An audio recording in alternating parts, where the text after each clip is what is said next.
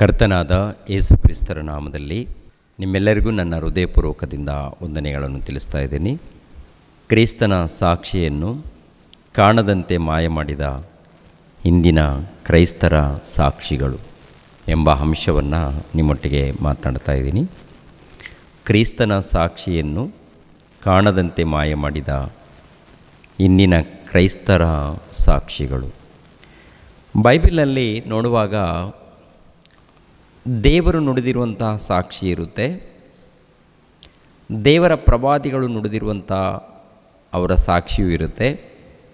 ಅದೇ ಪ್ರಕಾರ ಯೇಸು ಕ್ರಿಸ್ತರ ಸಾಕ್ಷಿ, ಭಕ್ತರ ಸಾಕ್ಷಿಗಳು, ಯೇಸು ಕ್ರಿಸ್ತರನ್ನು ಕುರಿತು ಸಾಕ್ಷಿ ಬೈಬಲ್ ಗ್ರಂಥದಲ್ಲಿ ನಾವು ನೋಡ್ತೀವಿ. ಇಷ್ಟಕ್ಕೂ ಸಾಕ್ಷಿ ಅಂದರೆ ಅರ್ಥ ಏನು? ಸಾಕ್ಷಿ ಎಂಬ ಪದಕ್ಕೆ ಅರ್ಥ ಏನು ನೋಡುವಾಗ, ಎಲ್ಲಾದರೂ ಒಂದು ಅಪಾಯಗಳು, ಅಪಘಾತಗಳು, ಇಲ್ಲಾಂದರೆ ಮೋಸಗಳು ನಡೆದಾಗ ಇಂಥ ಕಡೆ ಇಂಥ ಅಪಾಯಗಳು ನಡೆದಿದೆ, ಇಂಥ ಕಡೆ ಇಂಥ ಮೋಸಗಳು ನಡೆದಿದೆ, ನಾವು ನೋಡಿದ್ದೀವಿ ಅಂತೇಳಿ, ಅಂದರೆ ನೋಡಿದವರು ಕೇಳಿದವರು ತಿಳಿಸುವಂಥದ್ದೇ ಸಾಕ್ಷಿಯಾಗುತ್ತೆ. ನೋಡಿದವರು ಕೇಳಿದವರು ಕಣ್ಣಿನ ಮೂಲಕ ನೋಡಿರಬೇಕು, ಕಿವಿ ಮೂಲಕ ಆ ಸಂದರ್ಭದಲ್ಲಿ ಕೇಳಿರಬೇಕು. ಯಾರು ನೋಡಿರ್ತಾರೋ, ಯಾರು ಕೇಳಿರ್ತಾರೋ ಅದು ಸಾಕ್ಷಿ ಆಗುತ್ತೆ. ಇವಾಗ ಕೋರ್ಟ್ನಲ್ಲಿ ಸಾಕ್ಷಿಗಳು ಕರ್ಕೊಂಡು ಬರ್ತಾರೆ, ಕೋರ್ಟ್ನಲ್ಲಿ ಸಾಕ್ಷಿಗಳನ್ನು ಕರ್ಕೊಂಡು ಬರ್ತಾರೆ. ಇವಾಗ ಒಬ್ಬರ ಮೇಲೆ ಕೇಸ್ ಆಗಿದೆ ಅಂತ ತಿಳ್ಕೊಳ್ಳಿ, ಆ ಕೇಸು ಕ್ಲಿಯರ್ ಆಗಬೇಕಾದ್ರೆ ಸಾಕ್ಷಿಗಳನ್ನು ಕರೆಸ್ಕೊಳ್ತಾರೆ. ಸಾಕ್ಷಿಗಳು ಅಂದರೆ ಕಳ್ಳತನ ಮಾಡಿರುವಂಥದ್ದು ವಿಷಯದಲ್ಲಾಗಿರ್ಬೋದು, ಇಲ್ಲಾಂದರೆ ಹತ್ಯೆ ಪ್ರಯತ್ನ ಮಾಡಿರುವಂಥ ವಿಷಯದಲ್ಲಿ ಆಗಿರ್ಬೋದು, ಇಲ್ಲಾಂದರೆ ಮಾನಭಂಗ ಪ್ರಯತ್ನ ವಿಷಯದಲ್ಲಿ ಆಗಿರ್ಬೋದು, ಯಾವುದೇ ಅಪರಾಧಗಳಾಗಿರ್ಬೋದು, ಇದರ ಹಿಂದೆ ನೋಡಿರೋರು ಇರಬೇಕು, ಅಂದರೆ ಸಾಕ್ಷಿಗಳಿರಬೇಕು. ಸಾಕ್ಷಿಗಳು ಪ್ರಿಯರಾದ ದೇವರ ಮಕ್ಕಳಿರ ಕೋರ್ಟ್ನಲ್ಲಿ ನಿಲ್ಲಿಸ್ತಾರೆ. ಕೋರ್ಟ್ನಲ್ಲಿ ಒಬ್ಬ ಅಪರಾಧಿಯನ್ನು ನಿಲ್ಲಿಸ್ತಾರೆ. ನಾನು ತಪ್ಪು ಮಾಡಿಲ್ಲ ಅಂತ ಹೇಳಿದ್ರೆ ಒಪ್ಪಲ್ಲ. ಇನ್ನೊಬ್ಬರು ಬಂದು ಹೇಳ್ಬೇಕಲ್ಲಿ, ಇವರು ಯಾವ ತಪ್ಪು ಮಾಡಿಲ್ಲ ರೀ, ಇವರು ಇಂಥ ಕಡೆ ಇದ್ದರು, ಈ ಸಮಯದಲ್ಲಿ ಇಂಥ ಕಡೆ ಇದ್ದರು ಅಂತ ನೋಡಿದವರು ಸಾಕ್ಷಿ ಹೇಳುವಾಗ ಸಾಕ್ಷಿ ಆಧಾರಗಳನ್ನು ನೋಡಿ ಅವಾಗ ಅವ್ರನ್ನ ಬಿಡುಗಡೆ ಮಾಡುವಂಥದ್ದು ನಡೆಯುತ್ತೆ. ಅದು ಕೂಡ ಅಷ್ಟು ಸುಲಭವಲ್ಲ. ಅರೆಸ್ಟ್ ಮಾಡಿದ್ದಾರಂದರೆ ಒಬ್ಬ ನಿರಪರಾಧಿ ಮೇಲೆ ಅಪರಾಧಿ ಎಂದು ಕೇಸ್ ಹಾಕಿದ ಮೇಲೆ ಅದು ಕೆಲವು ದಿನಗಳು ಕೇಸ್ ನಡೆಯುತ್ತೆ. ಇನ್ನು ಕೆಲವರು ಅಪರಾಧಿಗಳೇ ನಿರಪರಾಧಿಗಳೆಂದು ಹೊರಗಡೆ ಬರ್ತಾರೆ. ಸುಳ್ಳು ಸಾಕ್ಷಿಗಳಿರುತ್ತೆ. ಸುಳ್ಳು ಸಾಕ್ಷಿಗಳು ಪ್ರಿಯರ ದೇವರ ಮಕ್ಕಳಿರ ದೇವರ ಸನ್ನಿಧಿಯಲ್ಲೇ ನಡೆಯಲ್ಲ. ದೇವರ ಬಳಿಯಲ್ಲೇ ಅಂಥವು ಯಾವುದು ಕೂಡ ನಡೆಯೋದಿಲ್ಲ.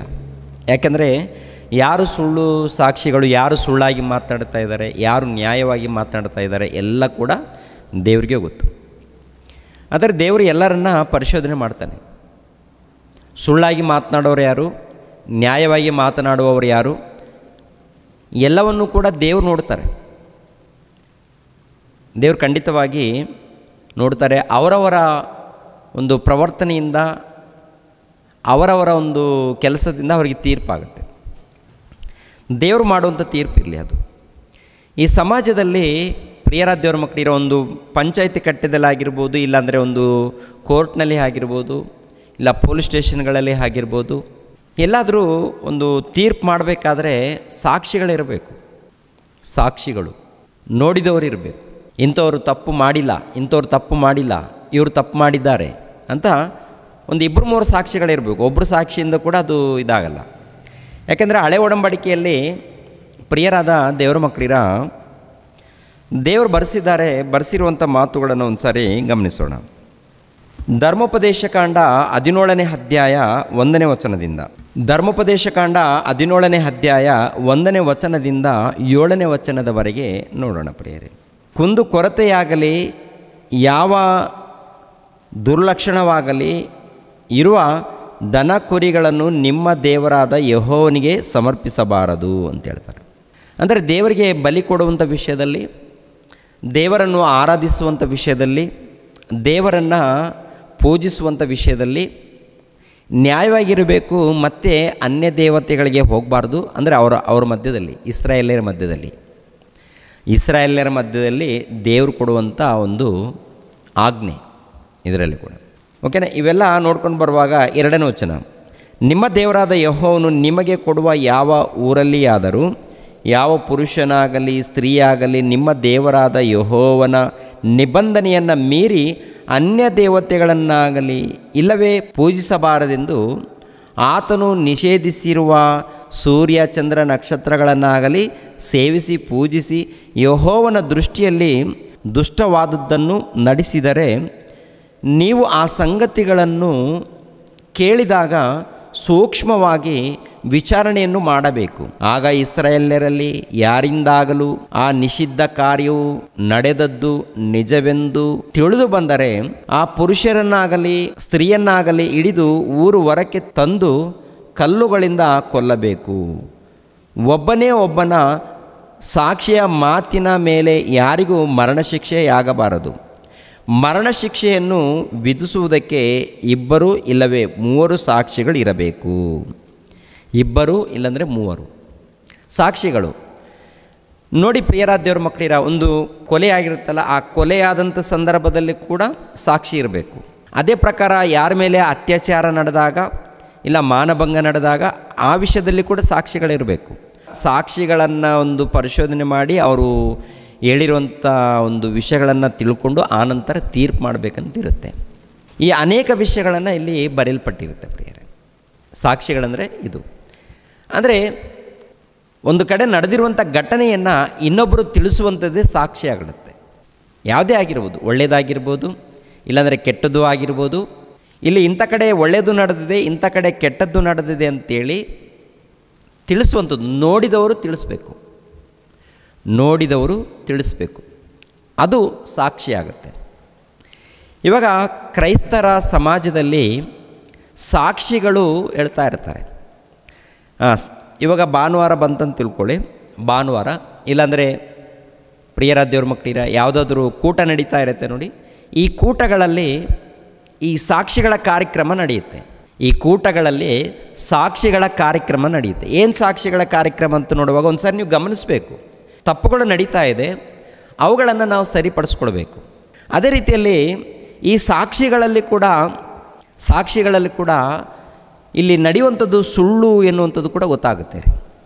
ಸುಳ್ಳು ಸಾಕ್ಷಿಗಳು ನೋಡಿ ಏನು ನಡೀತಾ ಇದೆ, ಏನೇನು ಕಾರ್ಯಕ್ರಮ ಅಂದರೆ ಚರ್ಚಿನಲ್ಲೇ ಆಗಿರ್ಬೋದು ಇಲ್ಲಾಂದರೆ ಹೊರಗಡೆ ಸಭೆಯಲ್ಲೇ ಆಗಿರ್ಬೋದು, ಈ ಸಾಕ್ಷಿಗಳ ಕಾರ್ಯಕ್ರಮ ನಡೀತಾ ಇರುತ್ತೆ. ಏನು ಸಾಕ್ಷಿಗಳಂದರೆ, ನಾನು ಇಲ್ಲಿಗೆ ಈ ಮಂದಿರಕ್ಕೆ ಬರೋದಕ್ಕಿಂತ ಮುಂಚಿತವಾಗಿ ಸಾಲದ ಒಂದು ನೋವಲ್ಲಿದ್ದೆ. ಈ ಒಂದು ಸೇವಕರು ಇಲ್ಲಾಂದರೆ ಪಾಸ್ಟರ್ ಅವರು ಪ್ರಾರ್ಥನೆ ಮಾಡಿದ್ರು, ಈ ಸಭೆಯಲ್ಲಿ ಈ ಚರ್ಚಿನಲ್ಲಿ ಪ್ರಾರ್ಥನೆ ಮಾಡಿದ್ರು, ನನ್ನ ಎಲ್ಲ ಸಾಲವು ತೀರೋಯ್ತು ಅಂತೇಳಿ ಸಾಕ್ಷಿ ಕೊಡ್ತಾರೆ. ಅಂದರೆ ಈ ಪಾಸ್ಟರ್ ಪ್ರಾರ್ಥನೆ ಮಾಡಿದ್ದಾರೆ, ಇಂಥ ಚರ್ಚಿನವರು ನನಗೆ ಪ್ರಾರ್ಥನೆ ಮಾಡಿದ್ದಾರೆ, ಎಲ್ಲ ಸಾಲಗಳು ಪರಿಹಾರ ಆಯಿತು ಅಂತೇಳಿ ಕೆಲವರು ಸಾಕ್ಷಿಗಳು. ಇನ್ನು ಕೆಲವರು ಏನು ಹೇಳ್ತಾರೆ ಅಂದರೆ, ನಾವು ಅನೇಕ ರೋಗದಲ್ಲಿದ್ವಿ, ಇಂಥ ಪಾಸ್ಟ್ ನಮಗೆ ಪ್ರೇಯರ್ ಮಾಡಿದ್ರು, ಎಲ್ಲ ರೋಗಗಳು ವಾಸಿಯಾಯಿತು ಅಂತೇಳಿ ಸಾಕ್ಷಿ ಕೊಡ್ತಾರೆ. ಪ್ರಿಯರ ದೇವ್ರ ಮಕ್ಕಳಿರ, ಇದು ನಿಜನಾ ಅಥವಾ ಸುಮ್ಮನೆ ಹೇಳ್ತಾ ಇದ್ದಾರೆ ಅಂತ ನೋಡುವಾಗ, ಯಾರು ಹೇಳಿದ್ದಾರೋ ಅವರನ್ನು ಮತ್ತೆ ನೀವು ಪರಿಶೋಧನೆ ಮಾಡಿ, ಯಾವ ರೋಗದಲ್ಲಿದ್ದಾರೋ ಅದೇ ರೋಗದಲ್ಲಿ ಇರ್ತಾರೆ, ಯಾವ ಸಾಲದಲ್ಲಿದ್ದಾರೋ ಅದೇ ಸಾಲದಲ್ಲಿರ್ತಾರೆ. ಒಂದು ವೇಳೆ ಸಾಲ ಪರಿಹಾರ ಆದರೆ ಅದು ಬೇರೆ ಕಾರ್ಯಕ್ರಮ ನಡೀತಾ ಇರುತ್ತೆ, ಬೇರೆ ರೀತಿಯಲ್ಲಿ. ಇನ್ನೂ ಕೆಲವರು ಸಾಕ್ಷಿಗಳು ಹೇಳ್ತಾರೆ, ನಾನು ದೇವರನ್ನು ನೋಡಿದ್ದೀನಿ ಅಂತೇಳಿ, ದೇವರು ನನಗೆ ದರ್ಶನ ಕೊಟ್ಟರು ಅಂತೇಳಿ, ದೇವರು ನನಗೆ ದರ್ಶನ ಕೊಟ್ಟಿದ್ದಾರೆ, ದೇವರು ನನ್ನೊಟ್ಟಿಗೆ ಮಾತನಾಡಿದ್ದಾರೆ ಅಂತೇಳಿ ಇನ್ನೂ ಕೆಲವರು ಸಾಕ್ಷಿ ಕೊಡ್ತಾರೆ. ಈಗಿನ ಕಾಲದಲ್ಲಿ ಪ್ರಿಯರ ದೇವರ ಮಕ್ಕಳಿರ, ಯಾರಿಗೂ ಕೂಡ ದರ್ಶನ ಇಲ್ಲ ರೀ. ಇವಾಗ ಈಗಿನ ಕಾಲದಲ್ಲಿ ಇದೆಯಲ್ಲ, ಈ ಕೊನೆಯ ಕಾಲದಲ್ಲಿ ನಾವು ಸತ್ಯವೇದ ಗ್ರಂಥವನ್ನು ಹಿಡಿದುಕೊಂಡು ನಾವು ಮುಂದೆ ಹೋಗಬೇಕು. ದರ್ಶನಗಳು ಈಗಿನ ಕಾಲದಲ್ಲಿ ಇಲ್ಲ. ಯಾಕೆಂದರೆ ಸತ್ಯವೇದ ಸಂಪೂರ್ಣವಾಗಿ ಬರೆಯಲ್ಪಟ್ಟಿದೆ. ಈ ಸತ್ಯವೇದ ಗ್ರಂಥವನ್ನು ನಾವು ಚೆನ್ನಾಗಿ ಓದಿದರೆ ದೇವರಲ್ಲಿ ಇರುವಂಥ ಗುಣಗಳು, ದೇವರ ಸಂಕಲ್ಪ, ದೇವರ ಉದ್ದೇಶ ಎಲ್ಲ ಗೊತ್ತಾಗುತ್ತೆ ರೀ. ಒಂದು ಸಾರಿ ಪೌಲನು ಬರೆದಂಥ ಪತ್ರಿಕೆ ನೋಡೋಣ. ಒಂದು ಸಾರಿ ಪೌಲನು ಏನು ಬರೀತಾನೋ, ಎಫೆಸದವರಿಗೆ ಬರೆದ ಪತ್ರಿಕೆ, ಎಫೆಸದವರಿಗೆ ಬರೆದ ಪತ್ರಿಕೆ 3ನೇ ಅಧ್ಯಾಯ 3ನೇ ವಚನದಲ್ಲಿ ಒಂದು ಮಾತನ್ನು ಬರೀತಾನೆ. ಅದನ್ನು ನೆನಪು ಮಾಡ್ಕೊಳ್ಬೇಕು. ಯಾಕೆಂದರೆ ನಾವು ಸೇವಕರಾಗಬೇಕಂದ್ರೆ ಇವೆಲ್ಲ ಗೊತ್ತಿರಬೇಕು ನಮಗೆ. ಮೂಢಭಕ್ತರ ಹಾಗೆ ನಾವು ಇರಬಾರ್ದು. ದೇವರ ಸೇವಕರು, ಸುವಾರ್ತಿಕರು ಆಗಿ ನಾವು ಸೇವೆ ಮಾಡಬೇಕಂದ್ರೆ ನಾವು ಮೂಢಭಕ್ತರಾಗಿರಬಾರ್ದು. ನಾವು ಬುದ್ಧಿವಂತರಾಗಿರಬೇಕು, ಜ್ಞಾನಿಗಳಾಗಿರಬೇಕು, ಭಕ್ತರಾಗಿರಬೇಕು, ಯಥಾರ್ಥದಿಂದ ಜೀವಿಸಬೇಕು. ಯಾವ ಕಾಲದಲ್ಲಿ ಯಾವ ವರಗಳನ್ನು ಕೊಟ್ಟಿದ್ದರು, ಯಾಕೆ ಕೊಟ್ಟಿದ್ದರು, ಈಗಿನ ಕಾಲದಲ್ಲಿ ಇದೆಯಾ ಇಲ್ವಾ, ಇವೆಲ್ಲ ಕೂಡ ಗಮನಿಸಬೇಕು. ನೋಡಿ, ಅಪೊಸ್ತಲನಾಗಿರುವಂಥ ಪೌಲನು ಈ ಪತ್ರಿಕೆಯನ್ನು ಬರಿತಾನೆ. ಎಫೆಸದವರಿಗೆ ಬರೆದ ಪತ್ರಿಕೆ 3ನೇ ಅಧ್ಯಾಯ 3ನೇ ವಚನ, 2-3 ಸೇರಿ ಇರುತ್ತೆ. ನಿಮಗೋಸ್ಕರ ನಿರ್ವಹಿಸುವುದಕ್ಕಾಗಿ ದೇವರು ನನಗೆ ಕೃಪೆಯಾಗಿ ಕೊಟ್ಟ ಕೆಲಸವನ್ನು ಇದುವರೆಗೆ ಗುಪ್ತವಾಗಿದ್ದ ಒಂದು ಸಂಗತಿ ದೈವ ಪ್ರಕಟಣೆಯಿಂದ ನನಗೆ ತಿಳಿಸಲ್ಪಟ್ಟಿತೆಂಬುದನ್ನು ನೀವು ಕೇಳಿದ್ದೀರಲ್ಲ, ಅದನ್ನು ಕುರಿತು ನಾನು ಹಿಂದೆ ಸಂಕ್ಷೇಪವಾಗಿ ಬರೆದಿದ್ದೇನೆ. ಬರೆದದ್ದನ್ನು ನೀವು ಓದಿ ನೋಡಿದರೆ ಕ್ರಿಸ್ತನ ವಿಷಯವಾದ ಮರ್ಮವನ್ನು ಕುರಿತು ನನಗಿರುವ ಗ್ರಹಿಕೆಯನ್ನು ನೀವು ತಿಳುಕೊಳ್ಳಬಹುದು. ನನಗಿರುವಂಥ ಗ್ರಹಿಕೆ ಅಂದರೆ ದೇವರು ನನಗೆ ದರ್ಶನದ ಮೂಲಕ ಕೊಟ್ಟಿದ್ದಾನೆ. ನಾನೇನು ಮಾಡಿದ್ದೀನಿ, ಅದನ್ನು ಬೋಧಿಸಿದ್ದೀನಿ. ಎರಡನೇದಾಗಿ ಬರೆದಿದ್ದೀನಿ, ಪತ್ರಿಕೆಗಳನ್ನು ಬರೆದಿದ್ದೀನಿ. ಈ ಪತ್ರಿಕೆಗಳಲ್ಲಿ ಬರೆದಿರುವಂಥ ವಿಷಯಗಳನ್ನು ನೀವು ಓದಿದರೆ ನನಗಿರುವಂಥ ಗ್ರಹಿಕೆಯನ್ನು, ನನಗೇನು ದರ್ಶನ ಕೊಟ್ಟಿದ್ದಾರೋ ಆ ಗ್ರಹಿಕೆಯನ್ನು ನೀವು ತಿಳಿದುಕೊಳ್ಳಬಹುದು. ಅದೇ ರೀತಿಯಲ್ಲಿ ಪೇತ್ರನಿಗೆ ಆದಂಥ ದರ್ಶನ, ದೇವರು ಪೇತ್ರನ ಮೂಲಕ ಕೊಟ್ಟಂಥ ವಾಕ್ಯಗಳು ಅವರು ಬರೆದಿದ್ದಾರೆ. ಲೂಕನಿಗೆ ಕೊಟ್ಟಂಥ ವಾಕ್ಯಗಳು ಅವರು ಬರೆದಿದ್ದಾರೆ. ಅದೇ ಪ್ರಕಾರ ಮಾರ್ಕನಿಗೆ ಕೊಟ್ಟಂಥ ವಾಕ್ಯಗಳು ಅವರು ಬರೆದಿದ್ದಾರೆ. ಟೋಟಲ್ ಆದಿಕಾಂಡದಿಂದ ಪ್ರಕಟಣೆ ಗ್ರಂಥದವರೆಗೆ ಅವರವರಿಗೆ ಕೊಟ್ಟಂಥ ಜ್ಞಾನ ಇದೆ ನೋಡಿ, ಎಲ್ಲ ಕೂಡ ಬರೆದಿದ್ದಾರೆ. ಅವರಿಗೆ ದರ್ಶನದ ಮೂಲಕ ಕೊಟ್ಟಿದ್ದಾರೆ, ಇಲ್ಲಾಂದರೆ ಕನಸಿನಲ್ಲಿ ಕೊಟ್ಟಿದ್ದಾರೆ.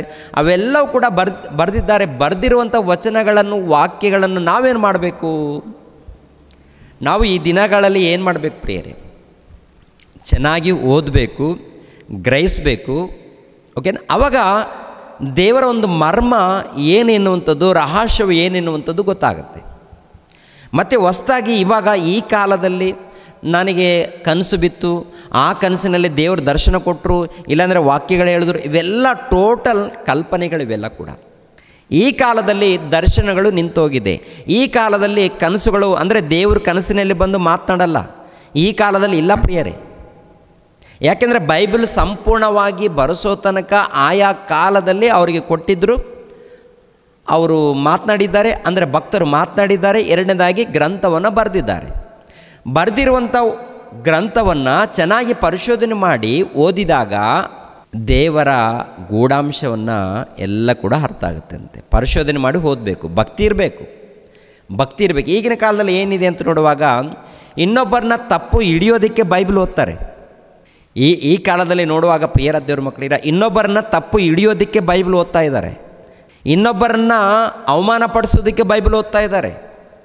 ಆವಾಗ ದೇವ್ರ ವಾಕ್ಯ ಅರ್ಥ ಆಗಲ್ಲ.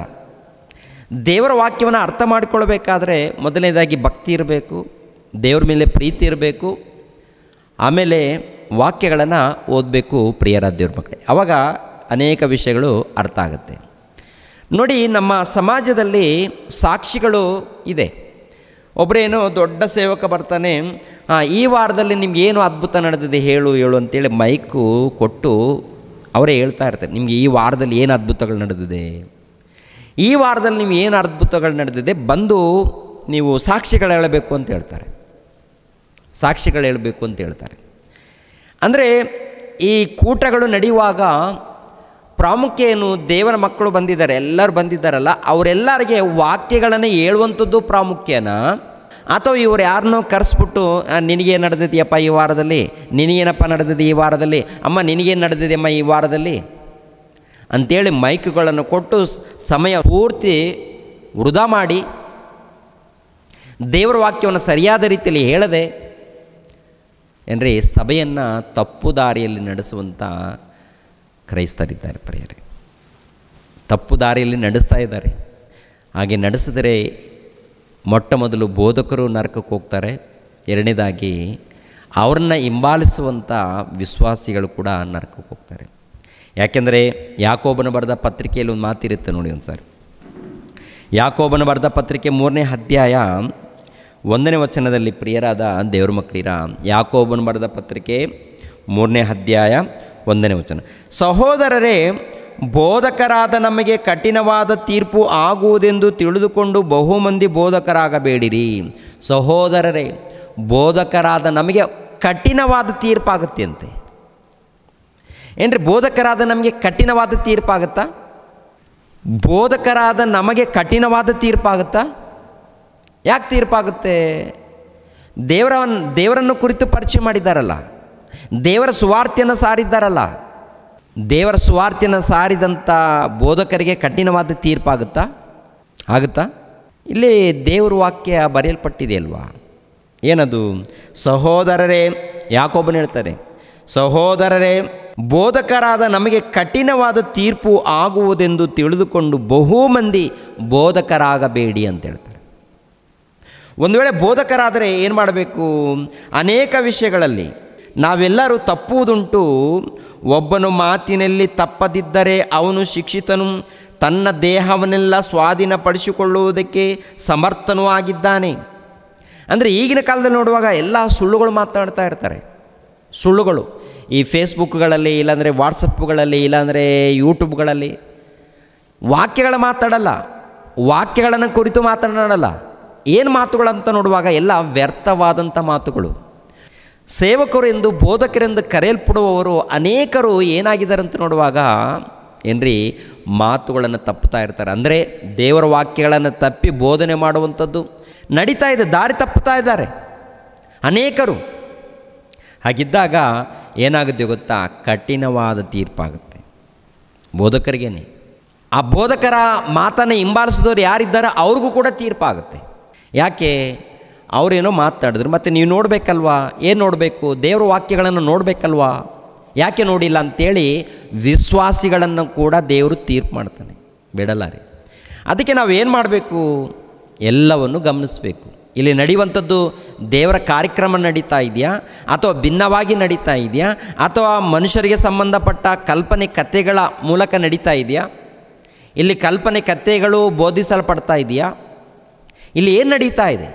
ಒಂದು ಸರಿ ಆಲೋಚನೆ ಮಾಡಿ ಪ್ರಿಯರ ದೇವ್ರ ಮಕ್ಕಳಿಗೆ. ಒಬ್ಬ ಬೋಧಕನಿದ್ದಾನೆ, ಒಬ್ಬ ಪ್ರವಾದಿ ಅಂತ ಹೇಳ್ಕೊಳ್ತಾ ಇದ್ದಾನೆ. ನಾನು ಪ್ರವಾದಿ ಅಂತ ಹೇಳಿಕೊಂಡು ನಿನಗೇನು ಆಶೀರ್ವಾದ ಬೇಕು ಹೇಳು, ನಿನಗೇನು ಆಶೀರ್ವಾದ ಬೇಕು ಹೇಳು. ಯಾರೋ ಫೋನ್ ಮಾಡಿದ್ದಾರೆ, ಫೋನ್ ಮಾಡಿದಾಗ ನಿನಗೇನಪ್ಪ ಆಶೀರ್ವಾದ ಬೇಕು? ಉದ್ಯೋಗದ ಆಶೀರ್ವಾದ ಬೇಕಾ? ಮಕ್ಕಳಿಲ್ವಾ ನಿನಗೆ? ಇಲ್ಲಾಂದರೆ ಸಾಲದ ಆಶೀರ್ವಾದ ಬೇಕಾ? ಯಾವ ಆಶೀರ್ವಾದ ಬೇಕು ಕೇಳು, ನಾನು ಕೊಡ್ತೀನಿ ಅಂತೇಳಿ ಈ ಮನುಷ್ಯ.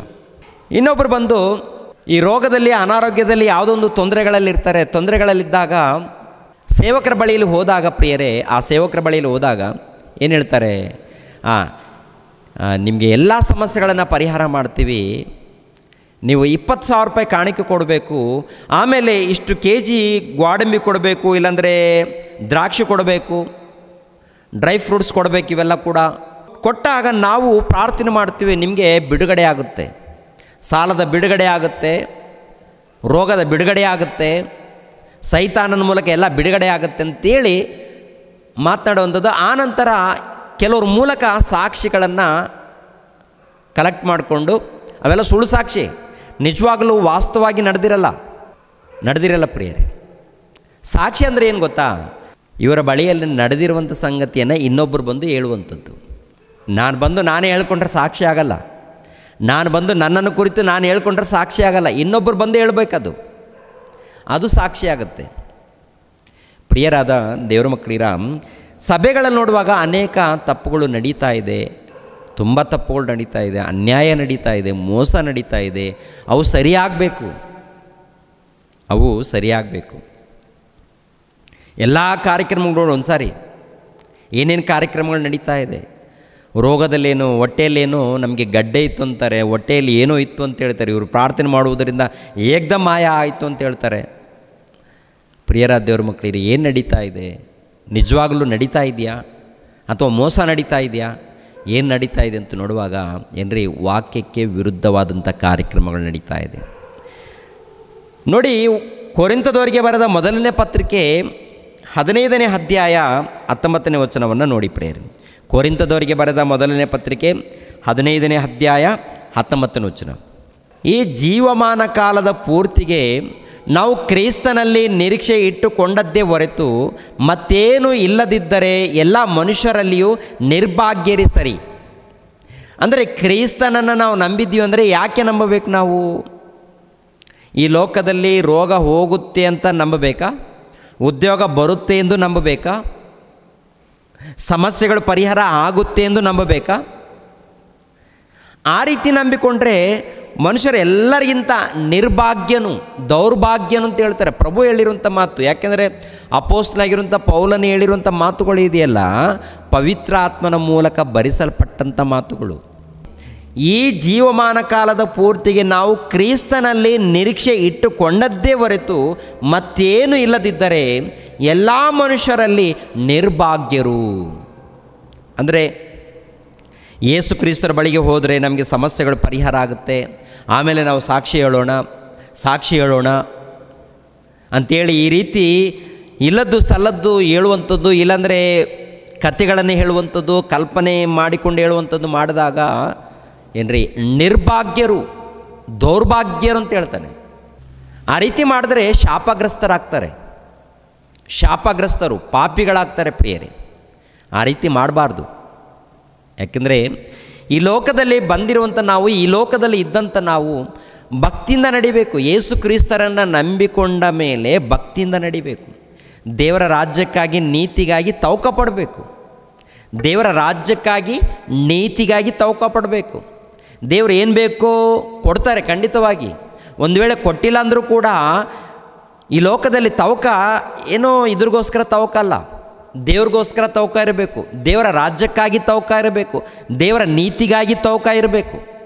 ಅದನ್ನು ಬಿಟ್ಟು ಈ ಲೋಕದಲ್ಲಿ ಏನೋ ಕೂಡಿಟ್ಕೊಳ್ಬೇಕು, ಏನೋ ಆಗುತ್ತೆ, ಏನೋ ಬರುತ್ತೆ ಅಂತೇಳಿ ನಂಬಿಕೊಂಡ್ರೆ ಅದು ಸರಿಯಾದ ನಂಬಿಕೆಯಲ್ಲ. ಸಭೆಯಲ್ಲಿ ಇಲ್ಲದು ಸಲ್ಲದೆ ಹೇಳಿದ್ರೆ ಅದು ಸರಿಯಾದ ಸಾಕ್ಷಿನೂ ಅಲ್ಲ. ಆದರೆ ಬೈಬಲಲ್ಲಿ ಸಾಕ್ಷಿ ಹೇಳ್ಬೇಕಂತಿರೋದು. ಏನು ಸಾಕ್ಷಿ ಹೇಳಬೇಕು? ಬೈಬಲ್ ಗ್ರಂಥದಲ್ಲಿ ಬರೆಯಲ್ಪಟ್ಟಿದೆ ಪ್ರಿಯರೇ. ಹಳೆ ಒಡಂಬಡಿಕೆಯಲ್ಲಿ ದೇವರು ಸಾಕ್ಷಿ ಹೇಳಿದ್ದಾನೆ. ಆನಂತರ ಹೊಸ ಒಡಂಬಡಿಕೆಯಲ್ಲಿ ಭಕ್ತರು ಸಾಕ್ಷಿ ಹೇಳಿದ್ದಾರೆ. ಯಾರನ್ನ ಕುರಿತು ಸಾಕ್ಷಿ ಹೇಳಿದ್ದಾರೆ, ಏನು ಸಾಕ್ಷಿ ಹೇಳಿದ್ದಾರೋ ಒಂದು ಸಾರಿ ವಾಕ್ಯದ ಮೂಲಕ ನಾವು ಗಮನಿಸೋಣ ಪ್ರಿಯರು. ಯೆಶಾಯನ ಗ್ರಂಥ 43ನೇ ಅಧ್ಯಾಯ 10ನೇ ವಚನವನ್ನು ನೋಡಿ ಪ್ರಿಯರೇ. ಯೆಶಾಯನ ಗ್ರಂಥ 43ನೇ ಅಧ್ಯಾಯ 10ನೇ ವಚನ. ಯೆಹೋವನ ಮಾತೇನೆಂದರೆ, ನೀವು ನನ್ನ ಸಾಕ್ಷಿ, ನಾನು ಆರಿಸಿಕೊಂಡಿರುವ ಸೇವಕನು. ನೀವು ನನ್ನನ್ನು ತಿಳಿದು ನಂಬಿ ನನ್ನನ್ನೇ ಪರಮಾತ್ಮನು ಎಂದು ಗ್ರಹಿಸುವ ಹಾಗೆ ಇದನ್ನು ನಡೆಸಿದೆನು. ನನಗಿಂತ ಮುಂಚೆ ಯಾವ ದೇವರು ಇರಲಿಲ್ಲ, ನನ್ನ ಅನಂತರದಲ್ಲಿಯೂ ಇರುವುದಿಲ್ಲ. ಅಂದರೆ ದೇವರು ಹೇಳಿರುವಂಥ ಮಾತೇನಂತ ನೋಡುವಾಗ ಇಸ್ರಾಯೇಲ್ಯರನ್ನು ನೋಡಿ, ಇಲ್ಲ ಯೆಹೂದ್ಯರನ್ನು ನೋಡಿ, ನೀವು ನನ್ನ ಸಾಕ್ಷಿ ಅಂದರೆ ದೇವರನ್ನು ಇವರು ನೋಡಿದ್ದಾರಾ? ನನ್ನ ಸಾಕ್ಷಿ ಅಂದರೆ ದೇವರನ್ನ ನೋಡಿದ್ದಾರಾ ಇಸ್ರಾಯೇಲರು? ದೇವರ ಕಾರ್ಯಕ್ರಮಗಳನ್ನು ನೋಡಿದ್ದಾರೆ. ಮುಖಾಮುಖಿಯಾಗಿ ಅವರು ದೇವರ ಕಾರ್ಯಕ್ರಮಗಳನ್ನು ನೋಡಿದ್ದಾರೆ.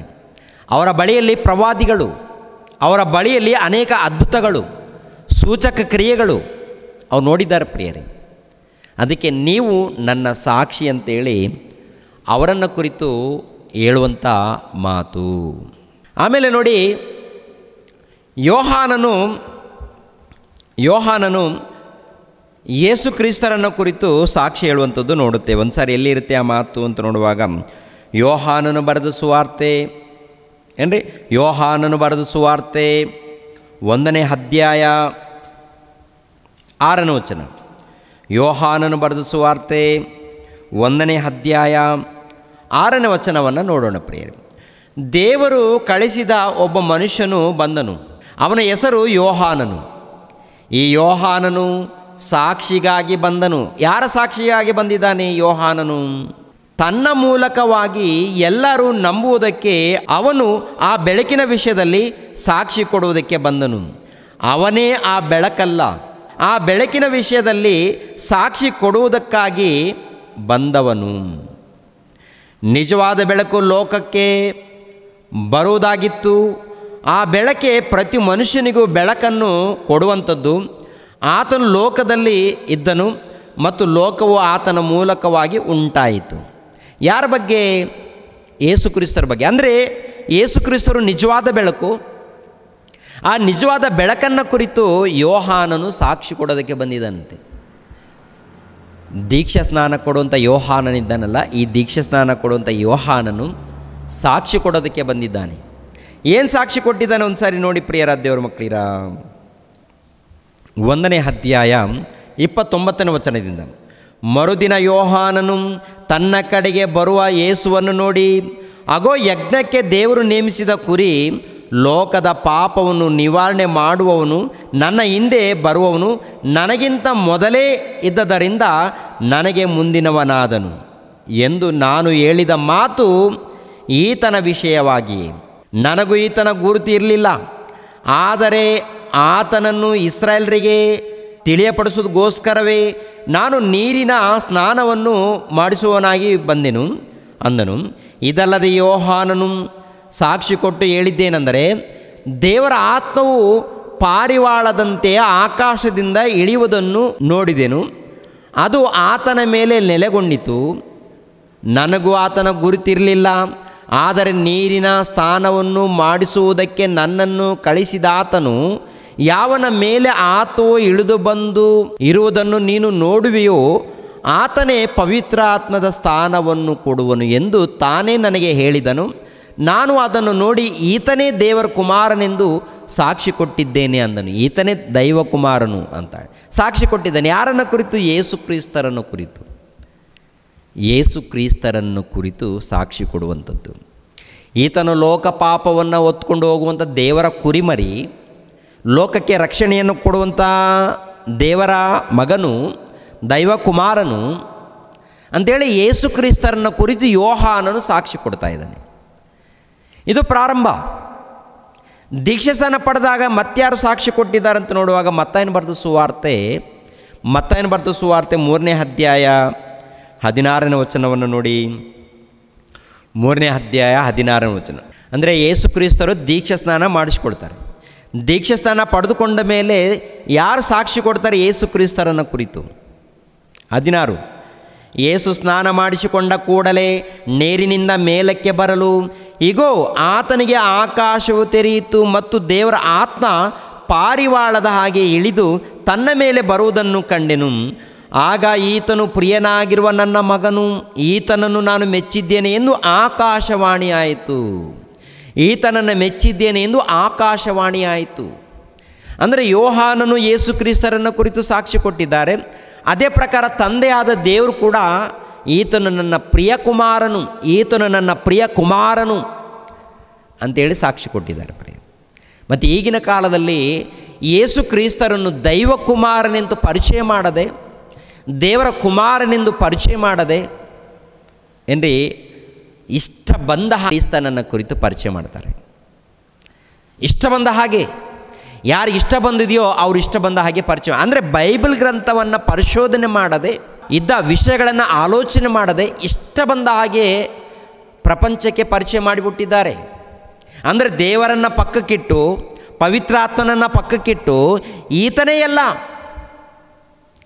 ಎಲ್ಲ ಅಂದರೆ ತಂದೆಯಾದ ದೇವರನ್ನು ಪರಿಚಯ ಮಾಡದೆ ಹೋದರೆ ಪರಿಪೂರ್ಣ ಆಗಲ್ಲ. ಪವಿತ್ರಾತ್ಮನನ್ನು ಕುರಿತು ಪರಿಚಯ ಮಾಡದೆ ಹೋದರೆ ಪರಿಪೂರ್ಣರಾಗಲ್ಲ. ತಂದೆಯಾದ ದೇವರನ್ನು, ದೇವರ ಮಗನಾಗಿರುವಂಥ ಯೇಸು ಕ್ರಿಸ್ತನನ್ನು, ದೇವರ ಮಗನಾಗಿರುವಂಥ ಪವಿತ್ರಾತ್ಮನನ್ನು ಸರಿಯಾದ ರೀತಿಯಲ್ಲಿ ಪರಿಚಯ ಮಾಡಬೇಕು. ಸರಿಯಾದ ರೀತಿಯಲ್ಲಿ ಪರಿಚಯ ಮಾಡಬೇಕು. ಬೈಬಲ್ ಗ್ರಂಥದಲ್ಲಿ ಏನಿದೆಯೋ ಅದನ್ನು ಸರಿಯಾದ ರೀತಿಯಲ್ಲಿ ಪರಿಚಯ ಮಾಡದೆ ಹೋದರೆ ಶಾಪಗ್ರಸ್ತರಾಗ್ತಾರೆ ಪ್ರಿಯರೇ. ಶಾಪಗ್ರಸ್ತರು. ಪವಿತ್ರಾತ್ಮನಿಗೆ ವಿರುದ್ಧವಾದಂಥ ಪಾಪ ಅದು. ಬೈಬಲ್ಗೆ ವಿರುದ್ಧವಾದಂಥ ಪಾಪ ಅದು. ತಂದೆಯಾದ ದೇವರನ್ನು, ದೇವರ ಮಗನಾಗಿರುವಂಥ ಯೇಸು ಕ್ರಿಸ್ತರನ್ನು, ದೇವರ ಮಗನಾಗಿರುವಂಥ ಪವಿತ್ರಾತ್ಮನನ್ನು ಖಂಡಿತವಾಗಿ ಸರಿಯಾದ ರೀತಿಯಲ್ಲಿ ಅರ್ಥ ಮಾಡಿಕೊಂಡು ಪ್ರಪಂಚಕ್ಕೆ ಪರಿಚಯ ಮಾಡಬೇಕು. ಬಾಯಿಗೆ ಬಂದ ಹಾಗೆ ಮಾತನಾಡಿದರೆ ಅವನು ದೇವರಿಗೆ ವಿರೋಧಿ ಆಗ್ತಾನೆ. ದೇವರಿಗೆ ವಿರೋಧಿ ಆಗ್ತಾನೆ. ಕ್ರಿಸ್ತನಿಗೆ ವಿರೋಧಿ. ಗೊತ್ತಾ? ಕ್ರಿಸ್ತನಿಗೆ ವಿರೋಧಿ ಮತ್ತಾರಲ್ಲ, ಯೇಸು ಕ್ರಿಸ್ತರನ್ನು ದೇವರ ಮಗನೆಂದು ಒಪ್ಪಿಕೊಳ್ಳದ ಇವನೇ ಕ್ರಿಸ್ತ ವಿರೋಧಿ ಅಂತ ಹೇಳ್ತಾರೆ. ಎಲ್ಲಿರುತ್ತೆ ಆ ಮಾತು ಅಂತ ನೋಡುವಾಗ, ಯೋಹಾನನು ಬರೆದ ಮೊದಲನೇ ಪತ್ರಿಕೆ 2ನೇ ಅಧ್ಯಾಯ 23ನೇ ವಚನ. 2ನೇ ಅಧ್ಯಾಯ 23ನೇ ವಚನ. ತಾನು ದೇವರ ಮಗನಿಗೆ ಸೇರಿದವನಲ್ಲವೆನ್ನುವವನು ತಂದೆಗೆ ಸೇರಿದವನಲ್ಲ, ತಾನು ಮಗನಿಗೆ ಸೇರಿದವನೆಂದು ಒಪ್ಪಿಕೊಳ್ಳುವವನು ತಂದೆಗೂ ಸೇರಿದವನಾಗಿದ್ದಾನೆ. ನೀವಂತೂ ಯಾವ ಬೋಧನೆಯನ್ನು ಮೊದಲಿಂದ ಕೇಳಿದ್ದೀರೋ ಅದು ನಿಮ್ಮಲ್ಲಿ ನೆಲೆಗೊಂಡಿರಲಿ. ಮೊದಲಿನಿಂದ ನೀವು ಕೇಳಿದ ಬೋಧನೆಯು ನಿಮ್ಮಲ್ಲಿ ನೆಲೆಗೊಂಡಿದ್ದರೆ ನೀವು ಸಹ ಮಗನಲ್ಲಿಯೂ ತಂದೆಯಲ್ಲಿಯೂ ನೆಲೆಗೊಂಡಿರುತ್ತೀರಿ. ನೋಡಿ ಪ್ರಿಯರಾದ ದೇವರ ಮಕ್ಕಳಿರ ಪ್ರತಿಯೊಬ್ಬರು ಕೂಡ ಗಮನಿಸಿರಿ. 22ನೇ ವಚನ. 22. ಯೇಸು ಕ್ರಿಸ್ತನಲ್ಲ ಎನ್ನುವನು ಸುಳ್ಳುಗಾರನಲ್ಲವಾದರೆ ಸುಳ್ಳುಗಾರನು ಬೇರೆ ಎಲ್ಲಿದ್ದಾನೆ? ಯಾವನಾದರೂ ತಾನು ತಂದೆಯನ್ನು ಮಗನನ್ನು ಅರಿಯೆನು ಎಂದು ಹೇಳಿದರೆ ಅವನೇ ಕ್ರಿಸ್ತ ವಿರೋಧಿ. ಅಂದರೆ ತಂದೆಯನ್ನು ಮಗನನ್ನು ಅರಿಯಬೇಕು, ತಂದೆಯನ್ನು ಅರಿಯಬೇಕು, ಮಗನನ್ನು ಅರಿಯಬೇಕು. ಈತನೇ ತಂದೆ, ಈತನೇ ಮಗನು, ಈತನೇ ಎಲ್ಲ ಅಂದರೆ ಅವನು ಕ್ರಿಸ್ತ ವಿರೋಧಿ ಆಗ್ತಾನೆ. ತಂದೆಯಾದ ದೇವರಿದ್ದಾರೆ, ದೇವರ ಮಗನಾಗಿರುವಂಥ ಯೇಸು ಕ್ರಿಸ್ತರಿದ್ದಾರೆ, ಪವಿತ್ರಾತ್ಮರಿದ್ದಾರೆ. ಏನು ಬರೆಯಲ್ಪಟ್ಟಿದೆಯೋ ಅದನ್ನು ಇದ್ದದ್ದು ಇದ್ದ ಹಾಗೆ ಸಮಾಜಕ್ಕೆ ಪರಿಚಯ ಮಾಡಬೇಕು. ಸಮಾಜಕ್ಕೆ ನೋಡಿ, ತಂದೆಯಾದ ದೇವರು ಯೇಸು ಕ್ರಿಸ್ತರನ್ನು ಕುರಿತು ಸಾಕ್ಷಿ ಕೊಡುವಂಥದ್ದು. ಈತನು ಪ್ರಿಯನಾಗಿರುವ ನನ್ನ ಮಗನು, ಈತನು ಪ್ರಿಯನಾಗಿರುವ ನನ್ನ ಮಗನು, ಈತನ ಮಾತನ್ನು ನೀವು ಕೇಳಿ ಅಂತ ಹೇಳ್ತಾರೆ. ಅಂದರೆ ಯೋಹಾನನು ಸಾಕ್ಷಿ ಕೊಟ್ಟಿದ್ದಾನೆ, ಈತನು ದೈವಕುಮಾರನೆಂದು. ತಂದೆಯಾದ ದೇವರು ಸಾಕ್ಷಿ ಕೊಟ್ಟಿದ್ದಾನೆ, ನನ್ನ ಪ್ರಿಯ ಕುಮಾರನೆಂದು. ಇವೆಲ್ಲ ಗಾಳಿಗೆ ಬಿಡ್ತಾರೆ ಇವರು. ಏನ್ರಿ, ಆದಿಕಾಂಡ ಮೊದಲುಗೊಂಡು ಪ್ರಕಟಣೆ ಗ್ರಂಥದವರೆಗೆ ನೋಡುವಾಗ ತಂದೆಯಾದ ದೇವರು, ದೇವರ ಮಗನಾಗಿರುವಂಥ ಯೇಸು ಕ್ರಿಸ್ತರು, ದೈವಕುಮಾರನು, ಪವಿತ್ರಾತ್ಮನು ಇದ್ದಾರೆ ಪ್ರಿಯರೇ. ಅವರ ಬಗ್ಗೆ ಸರಿಯಾದ ರೀತಿಯಲ್ಲಿ ಅರ್ಥ ಮಾಡಿಕೊಂಡು ಸಮಾಜಕ್ಕೆ ಪರಿಚಯ ಮಾಡಬೇಕು. ಮತ್ತು ಯಾರು ಸಾಕ್ಷಿ ಕೊಟ್ಟಿದ್ದಾರೆ ಅಂತ ನೋಡುವಾಗ ಏನ್ರಿ, ಯೋಹಾನನು ಬರೆದ ಸುವಾರ್ತೆ 5ನೇ ಅಧ್ಯಾಯ, ಯೋಹಾನನು ಬರೆದ ಸುವಾರ್ತೆ 5ನೇ ಅಧ್ಯಾಯ 37ನೇ ವಚನವನ್ನು ನೋಡೋಣ. 5:37. ಇದಲ್ಲದೆ ನನ್ನನ್ನು ಕಳಿಸಿಕೊಟ್ಟ ತಂದೆಯು ನನ್ನ ವಿಷಯವಾಗಿ ಸಾಕ್ಷಿ ಹೇಳಿದ್ದಾನೆ. ಅಂದರೆ ತಂದೆಯಾದ ದೇವರು ನನ್ನ ವಿಷಯವಾಗಿ ಸಾಕ್ಷಿ ಹೇಳಿದ್ದಾನೆ ಅಂತ ಹೇಳ್ತಾನೆ. ಆಮೇಲೆ ತಂದೆಯಾದ ದೇವರನ್ನು ಕುರಿತು ಯೇಸು ಕ್ರಿಸ್ತರು ಹೇಳುವಂಥ ಸಾಕ್ಷಿ ನೋಡಿ, ನೀವು ಎಂದಾದರೂ ಆತನ ಧ್ವನಿಯನ್ನು ಕೇಳಿದ್ದೂ ಇಲ್ಲ, ಆತನ ರೂಪವನ್ನು ನೋಡಿದ್ದೂ ಇಲ್ಲ. ಆತನ ಧ್ವನಿ ಕೇಳಿಲ್ಲ, ಆತನ ರೂಪವನ್ನು ನೀವು ನೋಡಿಲ್ಲ. ಆತನ ಯಾರು? ಆತ್ಮಸ್ವರೂಪನು. ಅಂದರೆ ದೇವರು ಆತ್ಮಸ್ವರೂಪನು, ಮಹಾಶಕ್ತನು. ಮಹಾಶಕ್ತನಾಗಿರುವಂಥ ದೇವರು ಆತ್ಮಸ್ವರೂಪನಾಗಿದ್ದಾನೆ. ಆತ್ಮಸ್ವರೂಪನಾಗಿರುವಂಥ ದೇವರು ಇದ್ದಾನೆ. ಆ ದೇವರು ನನ್ನನ್ನು ಕಳಿಸಿಕೊಟ್ಟಿದ್ದಾನೆ. ಆ ತಂದೆಯಾದ ದೇವರು ಯೇಸು ಕ್ರಿಸ್ತರನ್ನು ಕುರಿತು ಸಾಕ್ಷಿ, ಯೇಸು ಕ್ರಿಸ್ತರು ತಂದೆಯಾದ ದೇವರನ್ನು ಕುರಿತು ಸಾಕ್ಷಿ ಕೊಡುವಂಥದ್ದು. ನೋಡಿ ಎಷ್ಟು ಚೆನ್ನಾಗಿದೆ ಪ್ರಿಯರಾದ ದೇವರ ಮಕ್ಕಳಿರ. ಸಾಕ್ಷಿ ಅಂದರೆ ಪ್ರಿಯರಾದ ದೇವರ ಮಕ್ಕಳಿರ ತಮ್ಮಷ್ಟಕ್ಕೆ ತಾವು ಹೇಳಿಕೊಳ್ಳೋದಲ್ಲ. ಯೋಹಾನನ ಬಂದು ಯೇಸು ಕ್ರಿಸ್ತರನ್ನು ಕುರಿತು ಸಾಕ್ಷಿ ಹೇಳ್ತಾರೆ, ತಂದೆಯಾದ ದೇವರು ಬಂದು ಯೇಸು ಕ್ರಿಸ್ತರನ್ನು ಕುರಿತು ಸಾಕ್ಷಿ ಹೇಳ್ತಾರೆ. ಅದೇ ಪ್ರಕಾರ ಯೇಸು ಕ್ರಿಸ್ತರು ಬಂದು ತಂದೆಯಾದ ದೇವರನ್ನು ಕುರಿತು ಸಾಕ್ಷಿ ಹೇಳ್ತಾರೆ. ಅಂದರೆ ಇನ್ನೊಬ್ಬರು ಸಾಕ್ಷಿ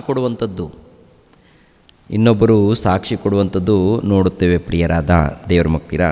39ನೇ ವಚನವನ್ನು ನೋಡಿ. ಅದರಲ್ಲಿ 39ನೇ ವಚನವನ್ನು, ಶಾಸ್ತ್ರಗಳಿಂದ ನಿತ್ಯ ಜೀವವು ದೊರೆಯುತ್ತೆಂದು ನೀವು ನೆನೆಸಿ ಅವುಗಳನ್ನು ವಿಚಾರಿಸುತ್ತೀರಲ್ಲ, ಅವುಗಳು ನನ್ನ ವಿಷಯದಲ್ಲಿ ಸಾಕ್ಷಿ ಕೊಡುವವುಗಳಾಗಿವೆ. ಅವುಗಳು ನನ್ನ ವಿಷಯದಲ್ಲಿ ಸಾಕ್ಷಿ ಕೊಡ್ತಾ ಇವೆ. ಯಾವುವು? ಶಾಸ್ತ್ರ. ಯಾವುದು? ಧರ್ಮಶಾಸ್ತ್ರ. ಅಂದರೆ ಆದಿಕಾಂಡ ಮೊದಲುಗೊಂಡು ಮಲಾಕಿ ಗ್ರಂಥದವರೆಗೆ ಬರೆಯಲ್ಪಟ್ಟಿರುವಂಥ ಶಾಸ್ತ್ರದ ಮಾತುಗಳು, ಅಂದರೆ ದೇವರ ಮಾತುಗಳು ಬರೆಯಲ್ಪಟ್ಟಿದ್ದು ನೋಡಿ, ವಚನಗಳು, ಅವೆಲ್ಲವೂ ಕೂಡ ನನ್ನನ್ನು ಕುರಿತು ಸಾಕ್ಷಿ ಕೊಡ್ತಾ ಇದೆ. ಅಂದರೆ ಯೇಸು ಕ್ರಿಸ್ತರನ್ನು ಕುರಿತು ಅವೆಲ್ಲ ಸಾಕ್ಷಿ ಕೊಡ್ತಾ ಇದೆಯಂತೆ. ಆದಿಕಾಂಡ ಮೊದಲುಗೊಂಡು ಮಲಾಕಿ ಗ್ರಂಥದವರೆಗೆ ಯೇಸು ಕ್ರಿಸ್ತರನ್ನು ಕುರಿತು ಕೊಡುವಂಥ ಸಾಕ್ಷಿಗಳು ಯೇಸು ಕ್ರಿಸ್ತರನ್ನು ಕುರಿತು. ಹೌದಾ? ಹೌದು ಪ್ರಿಯರೇ, ಯೇಸು ಕ್ರಿಸ್ತರನ್ನು ಕುರಿತು ಮುಂಚಿತವಾಗಿ ಸಾಕ್ಷಿ. ಲೋಕರಕ್ಷಕನು, ಮೆಸ್ಸಯ್ಯನು, ಕ್ರಿಸ್ತನು ಬರ್ತಾನೆ. ಈ ಕ್ರಿಸ್ತನ ಮೂಲಕ ಲೋಕಕ್ಕೆ ಪಾಪ ಕ್ಷಮಾಪಣೆ ಇದೆ, ರಕ್ಷಣೆ ಮಾರ್ಗ ಇದೆ, ವಿಮೋಚನೆ ಇದೆ. ಈತನ ಮೂಲಕ ರಕ್ಷಣೆ ಇದೆ. ಅಂತೇಳಿ ಹಳೆ ಒಡಂಬಡಿಕೆಯಲ್ಲಿ ಅನೇಕ ವಚನಗಳು ಕ್ರಿಸ್ತನನ್ನು ಕುರಿತು, ಸೈತಾನನನ್ನು ಸೋಲಿಸುವಂಥದ್ದು, ಸೈತಾನನ್ನು ನಾಶ ಮಾಡುವಂಥದ್ದು, ತಲೆಯನ್ನು ಜಜ್ಜುವಂಥದ್ದು, ಇವೆಲ್ಲ ಕೂಡ ಹಳೆ ಒಡಂಬಡಿಕೆಯಲ್ಲಿ ಆದಿಕಾಂಡ ಮೊದಲುಗೊಂಡು ಮಲಾಕಿ ಗ್ರಂಥದವರೆಗೆ ಬರೆಯಲ್ಪಟ್ಟಿರುತ್ತೆ. ಏನು ಬರೆಯಲ್ಪಟ್ಟಿದೆಯೋ ಅದರ ಪ್ರಕಾರ ಯೇಸು ಪ್ರಭು ಬರ್ತಾರೆ, ಬಂದು ದೇವರು ಬರೆಸಿರೋ ಪ್ರಕಾರ ಅವರು ಜೀವಿಸ್ತಾರೆ ಪ್ರಿಯರೇ. ಅಂದರೆ ದೇವರ ವಾಕ್ಯಗಳು ಸಾಕ್ಷಿ ಕೊಡುತ್ತೆ, ದೇವರು ಸಾಕ್ಷಿ ಕೊಡ್ತಾನೆ, ಪ್ರವಾದಿಗಳು ಸಾಕ್ಷಿ ಕೊಡ್ತಾರೆ. ಹೊಸ ಒಡಂಬಡಿಕೆಯಲ್ಲಿ ನೋಡುವಾಗ ಪ್ರಿಯರ ದೇವ್ರ ಮಕ್ಕಳಿರ ಇನ್ನು ಯಾರ್ಯಾರು ಸಾಕ್ಷಿ ಕೊಡ್ತಾರೆ? ಯೋಹಾನನು ಬರೆದ ಸುವಾರ್ತೆ 15ನೇ ಅಧ್ಯಾಯಕ್ಕೆ ಬನ್ನಿ ಪ್ರಿಯರೇ. ಯೋಹಾನನು ಬರೆದ ಸುವಾರ್ತೆ 15ನೇ ಅಧ್ಯಾಯ 26ನೇ ವಚನ 27ನೇ ವಚನ. ಆದರೆ ತಂದೆಯ ಬಳಿಯಿಂದ ನಾನು ನಿಮಗೆ ಕಳಿಸಿಕೊಡುವ ಸಹಾಯಕನು, ಅಂದರೆ ತಂದೆಯ ಬಳಿಯಿಂದ ಹೊರಡುವ ಸತ್ಯದ ಆತ್ಮನು ಬಂದಾಗ ಆತನು ನನ್ನನ್ನು ಕುರಿತು ಸಾಕ್ಷಿ ಹೇಳುವನು. ಆತನು ನನ್ನನ್ನು ಕುರಿತು ಸಾಕ್ಷಿ ಹೇಳುವನು. ಯಾರು ಹೇಳ್ತಾರಂತೆ? ಪವಿತ್ರಾತ್ಮನು ಬಂದು ಸಾಕ್ಷಿ ಹೇಳ್ತಾನಂತೆ. ಪವಿತ್ರಾತ್ಮನು ಯಾರನ್ನು ಕುರಿತು ಸಾಕ್ಷಿ ಹೇಳ್ತಾನಂತೆ? ಯೇಸು ಕ್ರಿಸ್ತರನ್ನು ಕುರಿತು ಸಾಕ್ಷಿ ಹೇಳ್ತಾರಂತೆ. ಯೇಸು ಕ್ರಿಸ್ತರನ್ನು, ತಂದೆಯಾದ ದೇವರನ್ನು ಗಮನಿಸಬೇಕು. ಆದರೆ ತಂದೆಯ ಬಳಿಯಿಂದ ನಾನು ನಿಮಗೆ ಕಳಿಸಿಕೊಡುವ ಸಹಾಯಕನು, ಅಂದರೆ ತಂದೆಯ ಬಳಿಯಿಂದ ಹೊರಡುವ ಸತ್ಯದ ಆತ್ಮನು ಬಂದಾಗ ಆತನು ನನ್ನನ್ನು ಕುರಿತು ಸಾಕ್ಷಿ ಹೇಳುವನು. ನೀವು ಮೊದಲಿನಿಂದ ನನ್ನ ಸಂಗಡ ಇದ್ದ ಕಾರಣ ನೀವು ಕೂಡ ನನಗೆ ಸಾಕ್ಷಿಗಳು.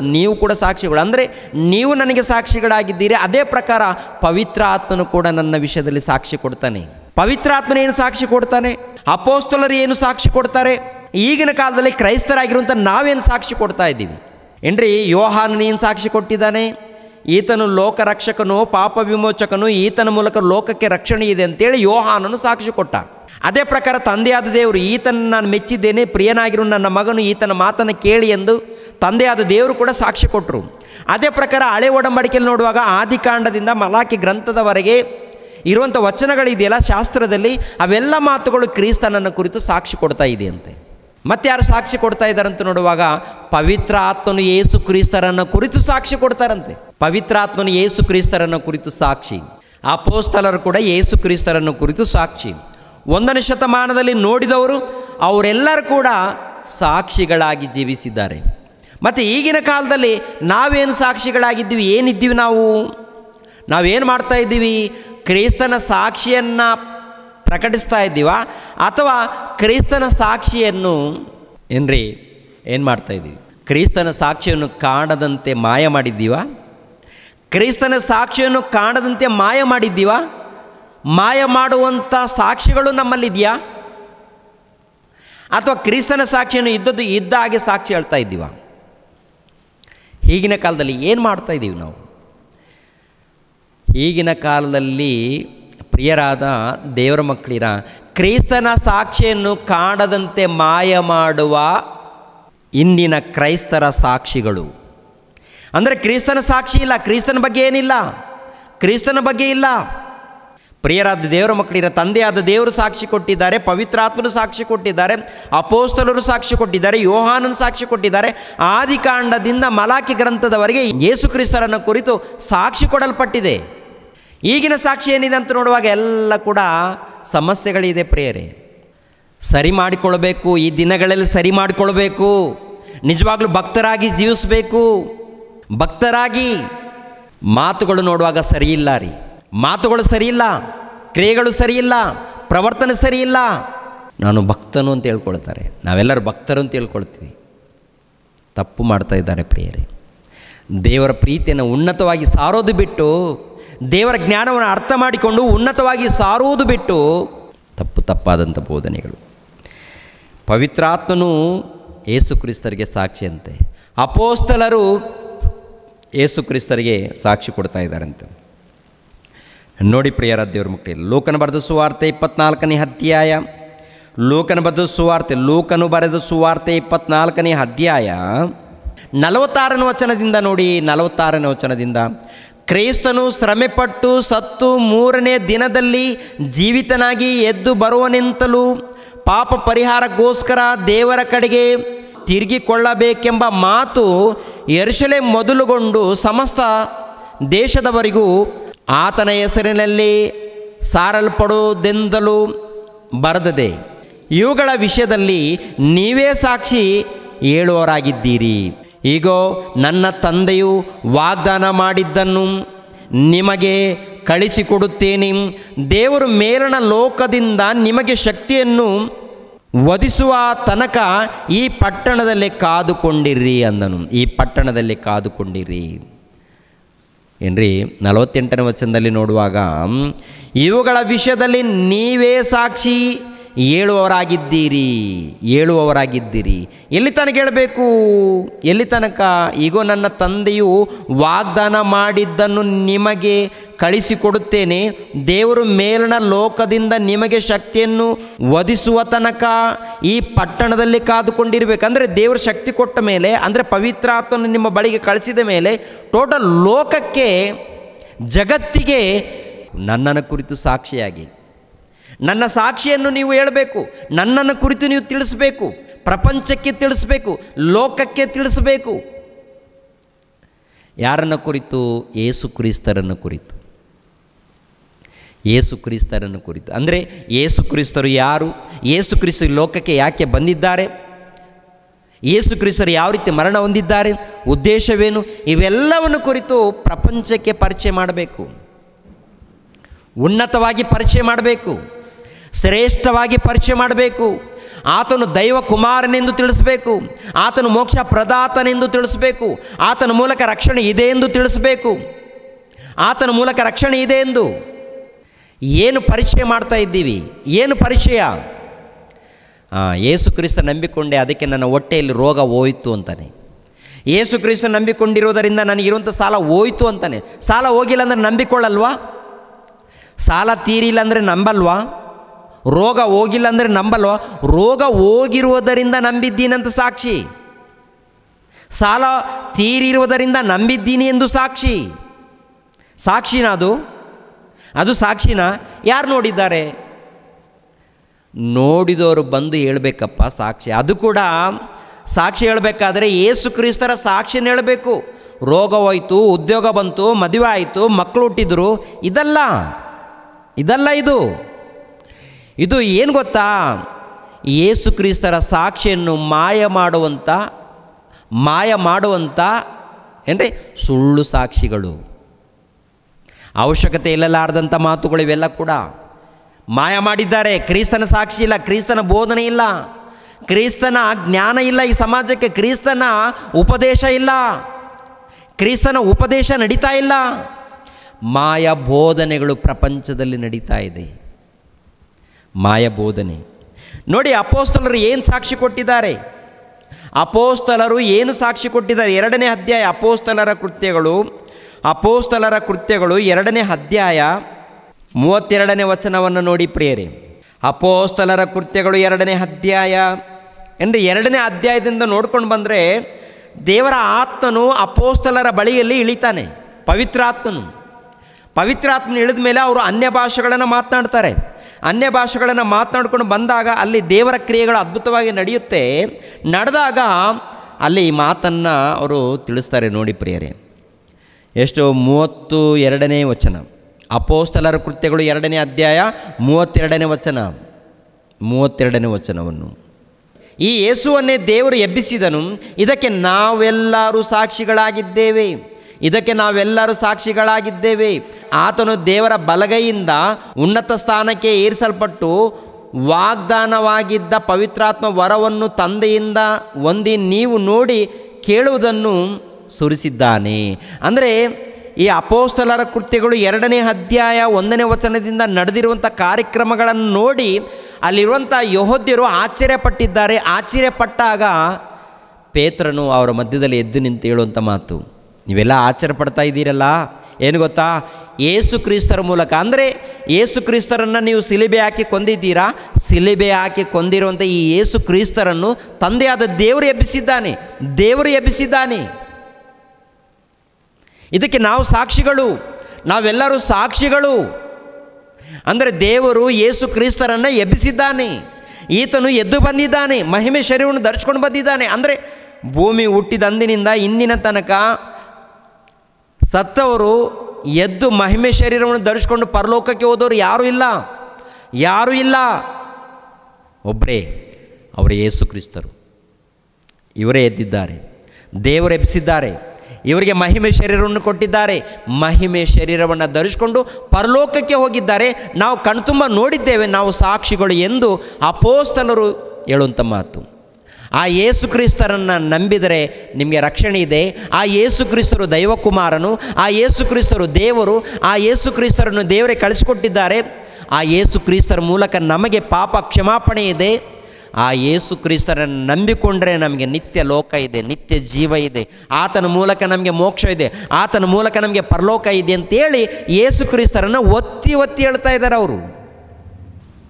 ಮತ್ತು ಈಗಿನ ಕಾಲದಲ್ಲಿ ಏನಿದೆ, ಸುವಾರ್ತೆ ಏನಿದೆ ಅಂತ ನೋಡುವಾಗ ಸುವಾರ್ತೆ ಇಲ್ಲ, ಸುವಾರ್ತೆ ನಡೀತಾ ಇಲ್ಲ. ಮತ್ತು ಏನು ನಡೀತಾ ಇದೆ ಅಂತ ನೋಡುವಾಗ ಎಲ್ಲ ಕೂಡ ಮಾಯ ಮಾತುಗಳು ನಡೀತಾ ಇದೆ. ಎಲ್ಲ ಕೂಡ ಕಲ್ಪನೆ ಕಥೆಗಳು, ಕಲ್ಪನೆ ಹಾಡುಗಳು, ಕಲ್ಪನೆ ಸಾಕ್ಷಿಗಳು. ಇದರ ಹಿಂದೆ ಪ್ರಿಯರಾದ ದೇವರ ಮಕ್ಕಳಿರ ಕ್ರಿಸ್ತನ ಸಾಕ್ಷಿಯನ್ನು ಕಾಣದಂತೆ ಮಾಯ ಮಾಡಿದ ಇಂದಿನ ಕ್ರೈಸ್ತರ ಕಾರ್ಯಕ್ರಮಗಳು, ಕ್ರೈಸ್ತರ ಸಾಕ್ಷಿಗಳು, ಕಾರ್ಯಕ್ರಮಗಳು. ಪ್ರಿಯರಾದ ದೇವರ ಮಕ್ಕಳಿರ ಏನ್ರಿ, ಯೇಸು ಕ್ರಿಸ್ತನನ್ನು ಪ್ರಪಂಚಕ್ಕೆ ಪರಿಚಯ ಮಾಡದೆ ಅವರನ್ನು ಮರೆ ಮಾಡಿ ಅವರನ್ನು ಮಾಯ ಮಾಡಿ ಇವರ ಬೋಧನೆಗಳು ಸ್ಟಾರ್ಟ್ ಆಗಿದೆ. ಕಲ್ಪನೆ ಬೋಧನೆಗಳು, ಕಲ್ಪನೆ ಕಥೆಗಳೆಲ್ಲ ಕೂಡ, ಎಲ್ಲ ಕಲ್ಪನೆ ಕಥೆಗಳು, ಎಲ್ಲ ಮಾಯ ಬೋಧನೆಗಳು. ಪ್ರಿಯರೇ, ಕೊನೆ ದಿನಗಳಲ್ಲಿದ್ದೀವಿ. ಈ ದಿನಗಳಲ್ಲಿ ಸರಿಪಡಿಸ್ಕೊಳ್ಳೋದು ಹೋದರೆ ನಾವು ಮೋಸ ಹೋಗ್ತೀವಿ ಪ್ರಿಯರೇ, ನಾವು ಮೋಸ ಹೋಗ್ತೀವಿ, ಬೆಂಕಿ ಕೊಂಡಕ್ಕೆ ಹೋಗಬೇಕಾಗುತ್ತೆ ಪ್ರಿಯರೇ. ಆದ್ದರಿಂದ ಸರಿಪಡಿಸ್ಕೊಳ್ಬೇಕು ಪ್ರಿಯರಾದ ದೇವ್ರ ಮಕ್ಕಳಿಗೆ. ಅವರೆಲ್ಲರೂ ಹೇಳಿದ್ದಾರೆ, ಕ್ರಿಸ್ತನನ್ನು ಉನ್ನತವಾಗಿ ಪರಿಚಯ ಮಾಡಿದ್ದಾರೆ, ಕ್ರಿಸ್ತನನ್ನು ಉನ್ನತವಾಗಿ ಪರಿಚಯ ಮಾಡಿದ್ದಾರೆ. ಆ ಯೇಸು ಕ್ರಿಸ್ತನು ನಮಗೋಸ್ಕರ ಬಲಿಯಾಗಿದ್ದಾನೆ, ನಮಗೋಸ್ಕರ ಬೆತ್ತದ ಮೂಲಕ ಓಡಿಸಿಕೊಂಡಿದ್ದಾನೆ, ನಮಗೋಸ್ಕರ ಶಿಲುಬೆ ಮರಣವನ್ನು ಅನುಭವಿಸಿದ್ದಾನೆ, ನಮಗೋಸ್ಕರ ರಕ್ತವನ್ನು ಸುರಿಸಿದ್ದಾನೆ. ನಾವು ರಕ್ಷಣೆ ಹೊಂದಬೇಕಾದರೆ ಆತನ ಮಾತನ್ನು ತಿಳ್ಕೊಳ್ಬೇಕು.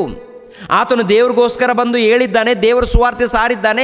ನಾವೆಲ್ಲರೂ ದೇವರ ಮಕ್ಕಳು, ದೇವರ ಮಕ್ಕಳಾಗಿರುವಂಥ ನಾವು ಆತನನ್ನು ನಂಬಿಕೊಂಡು ಭಕ್ತಿಯಿಂದ ನಡಿಬೇಕು. ಈ ಲೋಕದಲ್ಲಿ ದೇವರ ಸೇವೆ ಮಾಡಬೇಕು, ಭಕ್ತಿಯಿಂದ ನಡಿಬೇಕು, ನಂಬಿಕೆಯಿಂದ ಜೀವಿಸಬೇಕು. ಹಾಗೆ ಬದುಕಿದರೆ ನಿಮಗೆ ಪರಲೋಕ ಸಿಗುತ್ತೆ ಸಹೋದರರೇ ಅಂತೇಳಿ ಅವರೆಲ್ಲರೂ ಸಾರಿ ಹೇಳಿದ್ದಾರೆ ಪ್ರಿಯರೇ. 5ನೇ ಅಧ್ಯಾಯ 39ನೇ ವಚನವನ್ನು ನೋಡಿ. ಅದೇ ಅಪೋಸ್ತಲರ ಕೃತ್ಯಗಳು 5ನೇ ಅಧ್ಯಾಯ 39ನೇ ವಚನದಿಂದ, ಪೇತ್ರನು ಉಳಿದ ಅಪೋಸ್ತಲರು ಮನುಷ್ಯರಿಗಿಂತಲೂ ದೇವರಿಗೆ ಹೆಚ್ಚಾಗಿ ವಿಧೇಯರಾಗಬೇಕಲ್ಲ. ನೀವು ಮರದ ಕಂಬಕ್ಕೆ ತೂಗ ಹಾಕಿ ಕೊಂದ ಯೇಸುವನ್ನು ನಮ್ಮ ಪಿತೃಗಳ ದೇವರು ಎಬ್ಬಿಸಿದನು. ದೇವರು ಆತನನ್ನೇ ಇಸ್ರಾಯೇಲ್ ಜನರಿಗೆ ಮನಸಾಂತರವನ್ನು, ಪಾಪ ಪರಿಹಾರವನ್ನು ದಯಪಾಲಿಸುವುದಕ್ಕಾಗಿ ನಾಯಕನೆಂತಲೂ ರಕ್ಷಕನೆಂತಲೂ ತನ್ನ ಬಲಗೈಯಿಂದ ಉನ್ನತ ಸ್ಥಾನಕ್ಕೆ ಏರಿಸಿದನು. ಈ ಕಾರ್ಯಗಳಿಗೆ ನಾವು ಸಾಕ್ಷಿ. ದೇವರು ತನಗೆ ವಿಧೇಯರಾಗಿರುವವರಿಗೆ ದಯಪಾಲಿಸಿರುವ ಪವಿತ್ರಾತ್ಮನು ಸಾಕ್ಷಿ ಎಂದು ಹೇಳಿದರು. ಅಂದರೆ ಅಪೋಸ್ತಲರು ಬೋಧನೆ ಮಾಡುವಾಗ ಅಪೋಸ್ತಲರನ್ನು ಹಿಡಿದು ಕೊಂದಾಕಬೇಕು, ಒಡಿಬೇಕು ಎಂಬ ಕುತಂತ್ರದಲ್ಲಿ ಇರುವಾಗ ಅವರು ಧೈರ್ಯದಿಂದ ಯೇಸು ಕ್ರಿಸ್ತರನ್ನು ಒಪ್ಪಿಕೊಂಡು ಅಲ್ಲಿ ಸಾಕ್ಷಿ ಹೇಳ್ತಾ ಇದ್ದಾರೆ ಪ್ರಿಯರೇ. ಯೇಸು ಕ್ರಿಸ್ತರನ್ನು ಕುರಿತು ನೀವು ಮಾತನಾಡಬಾರ್ದು, ಯೇಸು ಕ್ರಿಸ್ತರನ್ನು ಕುರಿತು ಸುವಾರ್ತೆ ಸಾರಬಾರ್ದು ಅಂಥೇಳಿ ಅಪೋಸ್ತಲರನ್ನು ಹಿಡಿದು ಒಡೆಯೋದಕ್ಕೆ ಪ್ರಯತ್ನ. ಹೊಡೆದಿದ್ದಾರೆ, ಆಲ್ರೆಡಿ ಅವಮಾನ ಪಡಿಸಿದ್ದಾರೆ, ಹೊಡೆದಿದ್ದಾರೆ, ನಿಂದಿಸಿದ್ದಾರೆ. ಏನ್ರಿ, ಎಷ್ಟು ಅವಮಾನ ಇದ್ದರೂ ಕೂಡ, ಎಷ್ಟು ನಿಂದನೆಗಳಿದ್ದರೂ ಕೂಡ, ಎಷ್ಟು ಪೆಟ್ಟುಗಳು ತಿಂದರೂ ಕೂಡ ಅವ್ರು ಹೇಳಿರೋಂಥ ಮಾತೇನು ಗೊತ್ತಾ? ನಾವು ಆ ಯೇಸು ಕ್ರಿಸ್ತರು ನೋಡಿದ್ದೀವಿ, ಅವರ ಜೊತೆಯಲ್ಲಿ ನಾವು ಇದ್ದೀವಿ, ನಾವು ಅನುಭವಿಸಿದ್ದೀವಿ. ಆತನು ದೈವ ಕುಮಾರನು, ಆತನು ಶಿಲುಬೆ ಮರಣ ಹೊಂದಿದ್ದಾನೆ, ಈತನ ಮೂಲಕ ರಕ್ಷಣೆ ಇದೆ, ಪಾಪ ಕ್ಷಮಾಪಣೆ ಇದೆ. ಈತನನ್ನು ಕುರಿತು ನಾವು ಪ್ರಕಟಿಸಬೇಕು, ಈತನನ್ನು ಕುರಿತು ನಾವು ಪ್ರಕಟಿಸಬೇಕು, ಈತನನ್ನು ಪ್ರಪಂಚಕ್ಕೆ ಪರಿಚಯ ಮಾಡಬೇಕು ಅಂತೇಳಿ ಅವರು ಉನ್ನತವಾಗಿ ಕ್ರಿಸ್ತನನ್ನು ಕುರಿತು ಪರಿಚಯ ಮಾಡಿದ್ದಾರೆ. ನಾವೇನು ಮಾಡ್ತಾಯಿದ್ದೀವಿ ಅಂತ ನೋಡುವಾಗ, ನಾವೇನು ಮಾಡ್ತಾಯಿದ್ದೀವಿ ಸಭೆಯಲ್ಲಿ, ಏನು ಮಾಡ್ತಾಯಿದ್ದೀವಿ ಪ್ರಿಯರೇ? ನೋಡಿ ಪ್ರಿಯರೇ, ನೀವು ಬೈಬಲನ್ನು ಮುಂದೆ ಇಟ್ಕೊಳ್ಳಿ. ನೀವು ಮಾಡ್ತಾ ಇರುವಂಥ ಕಾರ್ಯಕ್ರಮಗಳನ್ನು ಕುರಿತು ನಿಮ್ಮನ್ನು ನೀವು ಪರಿಶೋಧನೆ ಮಾಡಿಕೊಳ್ಳಿ, ದೇವರ ವಾಕ್ಯದ ಪ್ರಕಾರ ಬೋಧನೆ ಇದೆಯಾ? ದೇವರ ವಾಕ್ಯದ ಪ್ರಕಾರ ಕಾರ್ಯಕ್ರಮಗಳಿದೆಯಾ? ದೇವರ ವಾಕ್ಯದ ಪ್ರಕಾರ ಪ್ರಾರ್ಥನೆಗಳಿದೆಯಾ? ದೇವರ ವಾಕ್ಯದ ಪ್ರಕಾರ ಸಮಾಜಕ್ಕೆ ಸಾಕ್ಷಿ ಹೇಳ್ತಾ ಇದ್ದೀವಾ? ಏನು ಮಾಡ್ತಾ ಇದ್ದೀವಿ? ಏನು ಕಾರ್ಯಕ್ರಮಗಳು ನಡೀತಾ ಇದೆ? ಎಂಥ ಕಾರ್ಯಕ್ರಮಗಳು? ಇದ್ದದ್ದು ಇದ್ದಾಗಿ ಸಾರಬೇಕು. ಆದಿಕಾಂಡ ಮೊದಲುಗೊಂಡು ಪ್ರಕಟಣೆ ಗ್ರಂಥದವರೆಗೆ ಅನೇಕ ವಿಷಯಗಳನ್ನು ತಿಳ್ಕೊಂಡು ತಂದೆಯಾದ ದೇವರನ್ನು, ಯೇಸು ಕ್ರಿಸ್ತರನ್ನು, ಪವಿತ್ರಾತ್ಮನನ್ನು ಇದ್ದದ್ದು ಇದ್ದಾಗೆ ಉನ್ನತವಾಗಿ ಸಾರಬೇಕು ಅವರನ್ನು ಕುರಿತು. ಕೆಲವರೇನು ಯೆಹೋವ ಯೆಹೋವ ಯೆಹೋವ ತಂದೆ ಯೇಸು ಕ್ರಿಸ್ತನ ಬಿಟ್ಟಿದ್ದಾರೆ. ಕೆಲವರು ಯೆಹೋವ ಅಂತ ಹೇಳ್ಕೊಂಡು ಯೇಸು ಕ್ರಿಸ್ತನ ಬಿಟ್ಟು ಮಾತನಾಡ್ತಾ ಇರ್ತಾರೆ. ಇನ್ನು ಕೆಲವರು ಪವಿತ್ರಾತ್ಮನನ್ನು ಬಿಡ್ತಾರೆ, ಮತ್ತು ಕೆಲವರು ಯೇಸು ಕ್ರಿಸ್ತರನ್ನು ಬಿಡ್ತಾರೆ. ತಪ್ಪದು. ತಂದೆಯಾದ ದೇವರನ್ನು ಒಪ್ಪಿಕೊಳ್ಬೇಕು, ಯೇಸು ಕ್ರಿಸ್ತರನ್ನು ಒಪ್ಪಿಕೊಳ್ಬೇಕು, ಪವಿತ್ರಾತ್ಮನನ್ನು ಒಪ್ಪಿಕೊಳ್ಬೇಕು. ಒಪ್ಪಿಕೊಂಡು ವಾಕ್ಯದ ಪ್ರಕಾರ ಸಮಾಜಕ್ಕೆ ಪರಿಚಯ ಮಾಡಬೇಕು. ಇಲ್ಲದೆ ಹೋದರೆ ಶಾಪಗ್ರಸ್ತರಾಗ್ತೀವಿ ಪ್ರಿಯರೇ, ಶಾಪಗ್ರಸ್ತರು. ಈ ಕೊನೆಯ ದಿನದಲ್ಲಿದ್ದೀವಿ. ಕೊನೆಯ ದಿನಗಳಲ್ಲಿ ಜಾಗ್ರತೆ ಪಡಬೇಕು ಪ್ರತಿಯೊಬ್ಬರು ಕೂಡ. ಯೋಹಾನನು ಬರೆದ ಮೊದಲನೇ ಪತ್ರಿಕೆ, ಯೋಹಾನನು ಬರೆದ ಮೊದಲನೇ ಪತ್ರಿಕೆ 1ನೇ ಅಧ್ಯಾಯ, ಯೋಹಾನನು ಬರೆದ ಮೊದಲನೇ ಪತ್ರಿಕೆ 1ನೇ ಅಧ್ಯಾಯ 1ನೇ ವಚನದಿಂದ. ಯೋಹಾನನು ಬರೆದ ಮೊದಲನೇ ಪತ್ರಿಕೆ 1ನೇ ಅಧ್ಯಾಯ 1ನೇ ವಚನದಿಂದ. ನಾನು ನಿಮಗೆ ಪ್ರಸಿದ್ಧಿಪಡಿಸುವ ಜೀವವಾಕ್ಯವು ಆದಿಯಿಂದ ಇದ್ದದ್ದು, ನಾವು ಅದನ್ನು ಕಿವಿಯಾರೆ ಕೇಳಿ ಕಣ್ಣಾರೆ ಕಂಡು ಮನಸ್ಸಿನಲ್ಲಿಟ್ಟು ನೋಡಿ ಕೈಯಿಂದ ಮುಟ್ಟಿದ್ದೇವೆ. ಆ ಜೀವವು ಪ್ರತ್ಯಕ್ಷವಾಯಿತು, ತಂದೆಯ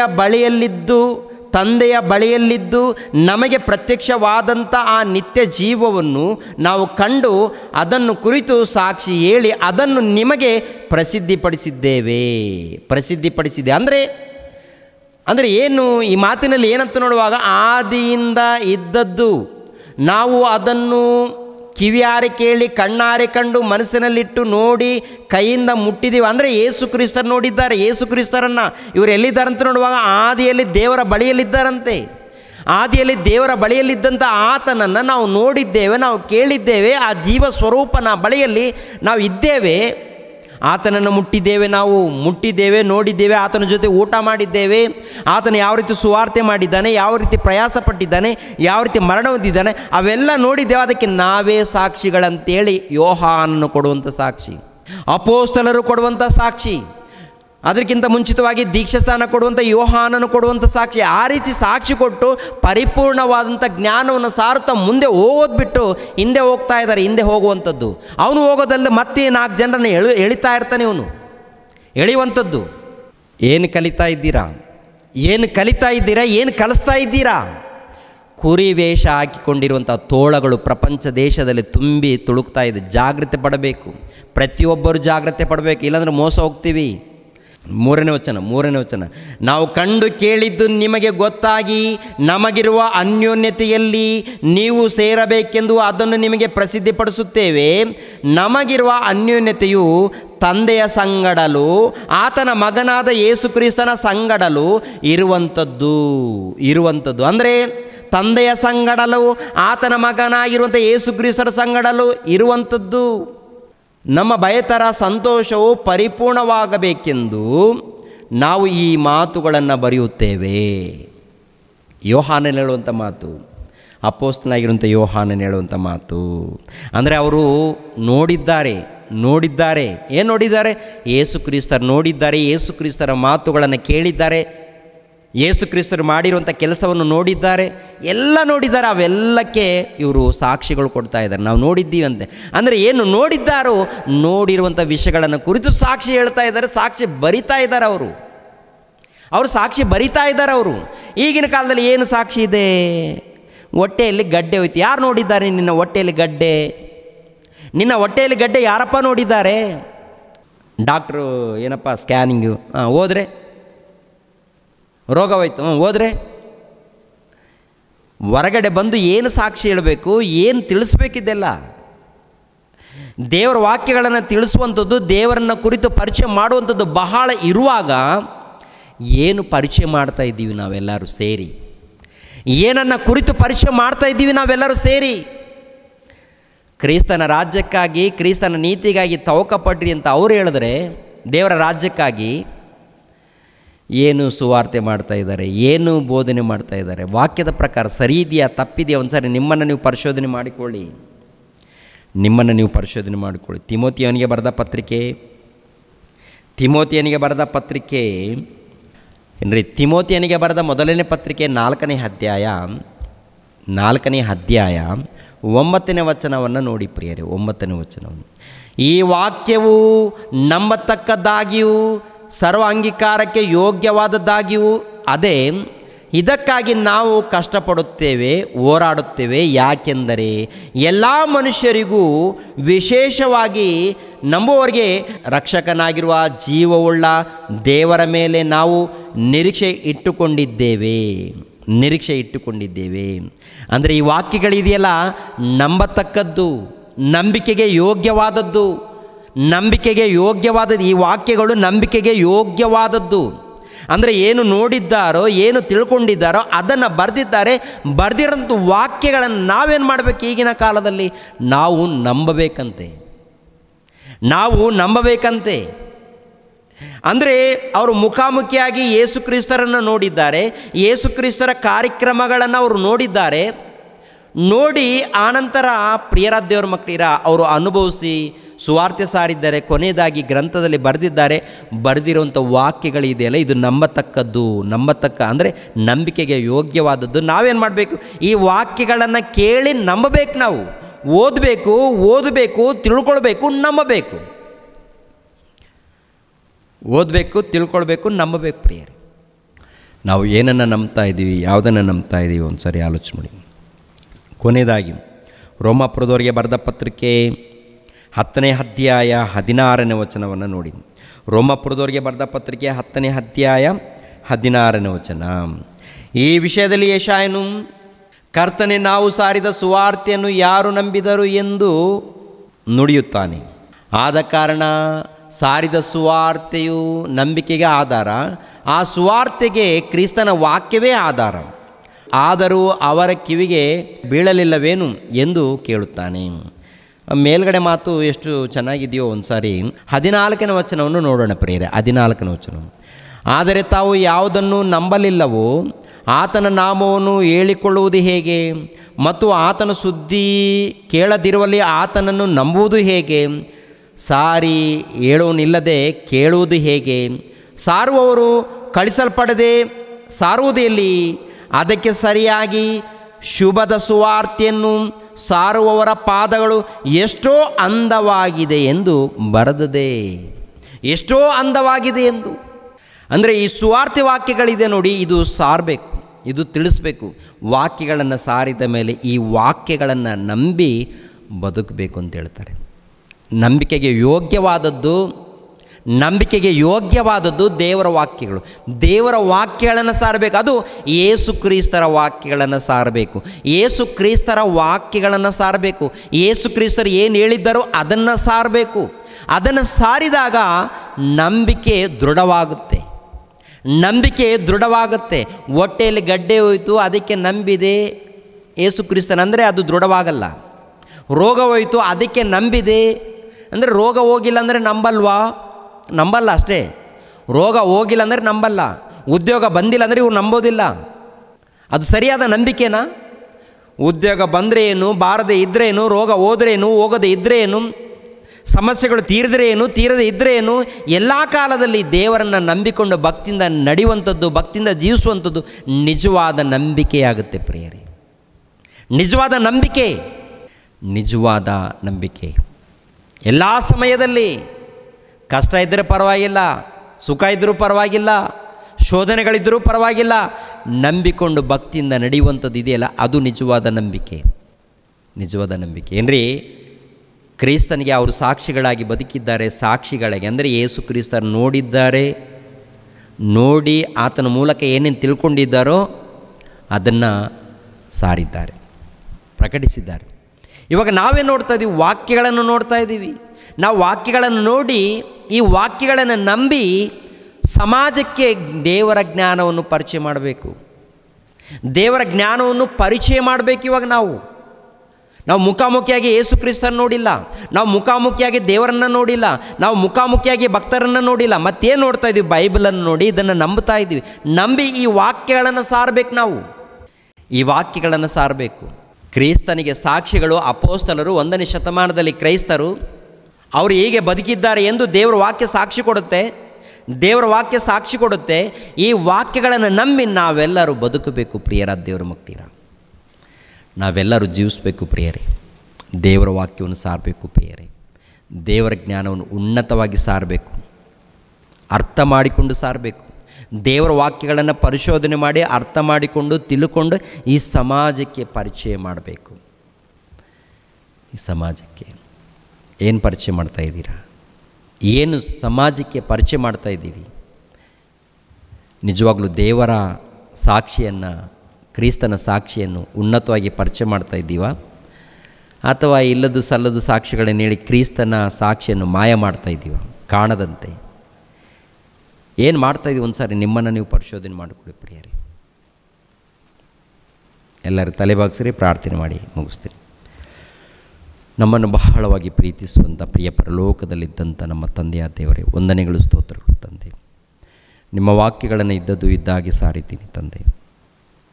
ಹಳೆ ಒಡಂಬಡಿಕೆಯಲ್ಲಿ ನೋಡುವಾಗ ಇಸ್ರಾಯೇಲರಿಗೆ ನೀವೇ ನನ್ನ ಸಾಕ್ಷಿಗಳಂತ ಹೇಳಿದ್ದೀರಾ.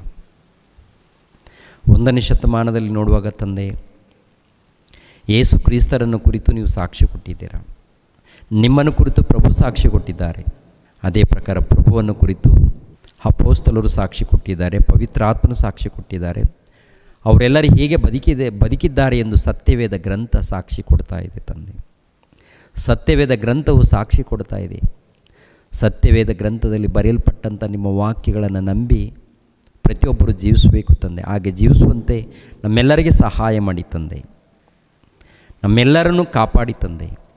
ಭಯ ಭಕ್ತಿಯಿಂದ ಜೀವಿಸಿ ನಿಮ್ಮನ್ನು ಉನ್ನತವಾಗಿ ಪರಿಚಯ ಮಾಡಿ ಈ ಜೀವಿತ ಕಾಲವನ್ನು ಮುಗಿಸಿಕೊಂಡು ನೀವಿರುವಂಥ ಆ ಪರಲೋಕವನ್ನು ಪಡೆದುಕೊಳ್ಳುವಂತೆ ಸಹಾಯ ಮಾಡಿ. ಯೇಸು ಪವಿತ್ರ ನಾಮದಲ್ಲಿ ಬೇಡ್ತಾ ಇದ್ದೀನಪ್ಪ ತಂದೆಯೇ, ಆಮೇನ್. ಎಲ್ಲರಿಗೂ ವಂದನೆಗಳು ಪ್ರಿಯರು. ರಕ್ಷಕನಾದ ಯೇಸು ಕ್ರಿಸ್ತರ ನಾಮದಲ್ಲಿ ಆತ್ಮೀಯರೆಲ್ಲರಿಗೂ ಹೃತ್ಪೂರ್ವಕ ವಂದನೆಗಳನ್ನು ತಿಳಿಸ್ತಾ ಇದ್ದೇನೆ.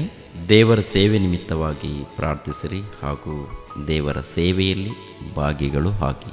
ಪ್ರತಿಯೊಬ್ಬನು ತನ್ನ ಹೃದಯದಲ್ಲಿ ನಿರ್ಣಯಿಸಿಕೊಂಡ ಪ್ರಕಾರ ಕೊಡಲಿ. ದುಃಖದಿಂದಾಗಲಿ ಬಲಾತ್ಕಾರದಿಂದಾಗಲಿ ಯಾರೂ ಕೊಡಬಾರದು. ಯಾಕೆಂದರೆ ಸಂತೋಷವಾಗಿ ಕೊಡುವವನ ಮೇಲೆ ದೇವರಿಗೆ ಪ್ರೀತಿಯುಂಟು. 2ನೇ ಕೊರಿಂಥದವರಿಗೆ ಬರೆದ ಪತ್ರಿಕೆ 9ನೇ ಅಧ್ಯಾಯ 7ನೇ ವಚನ.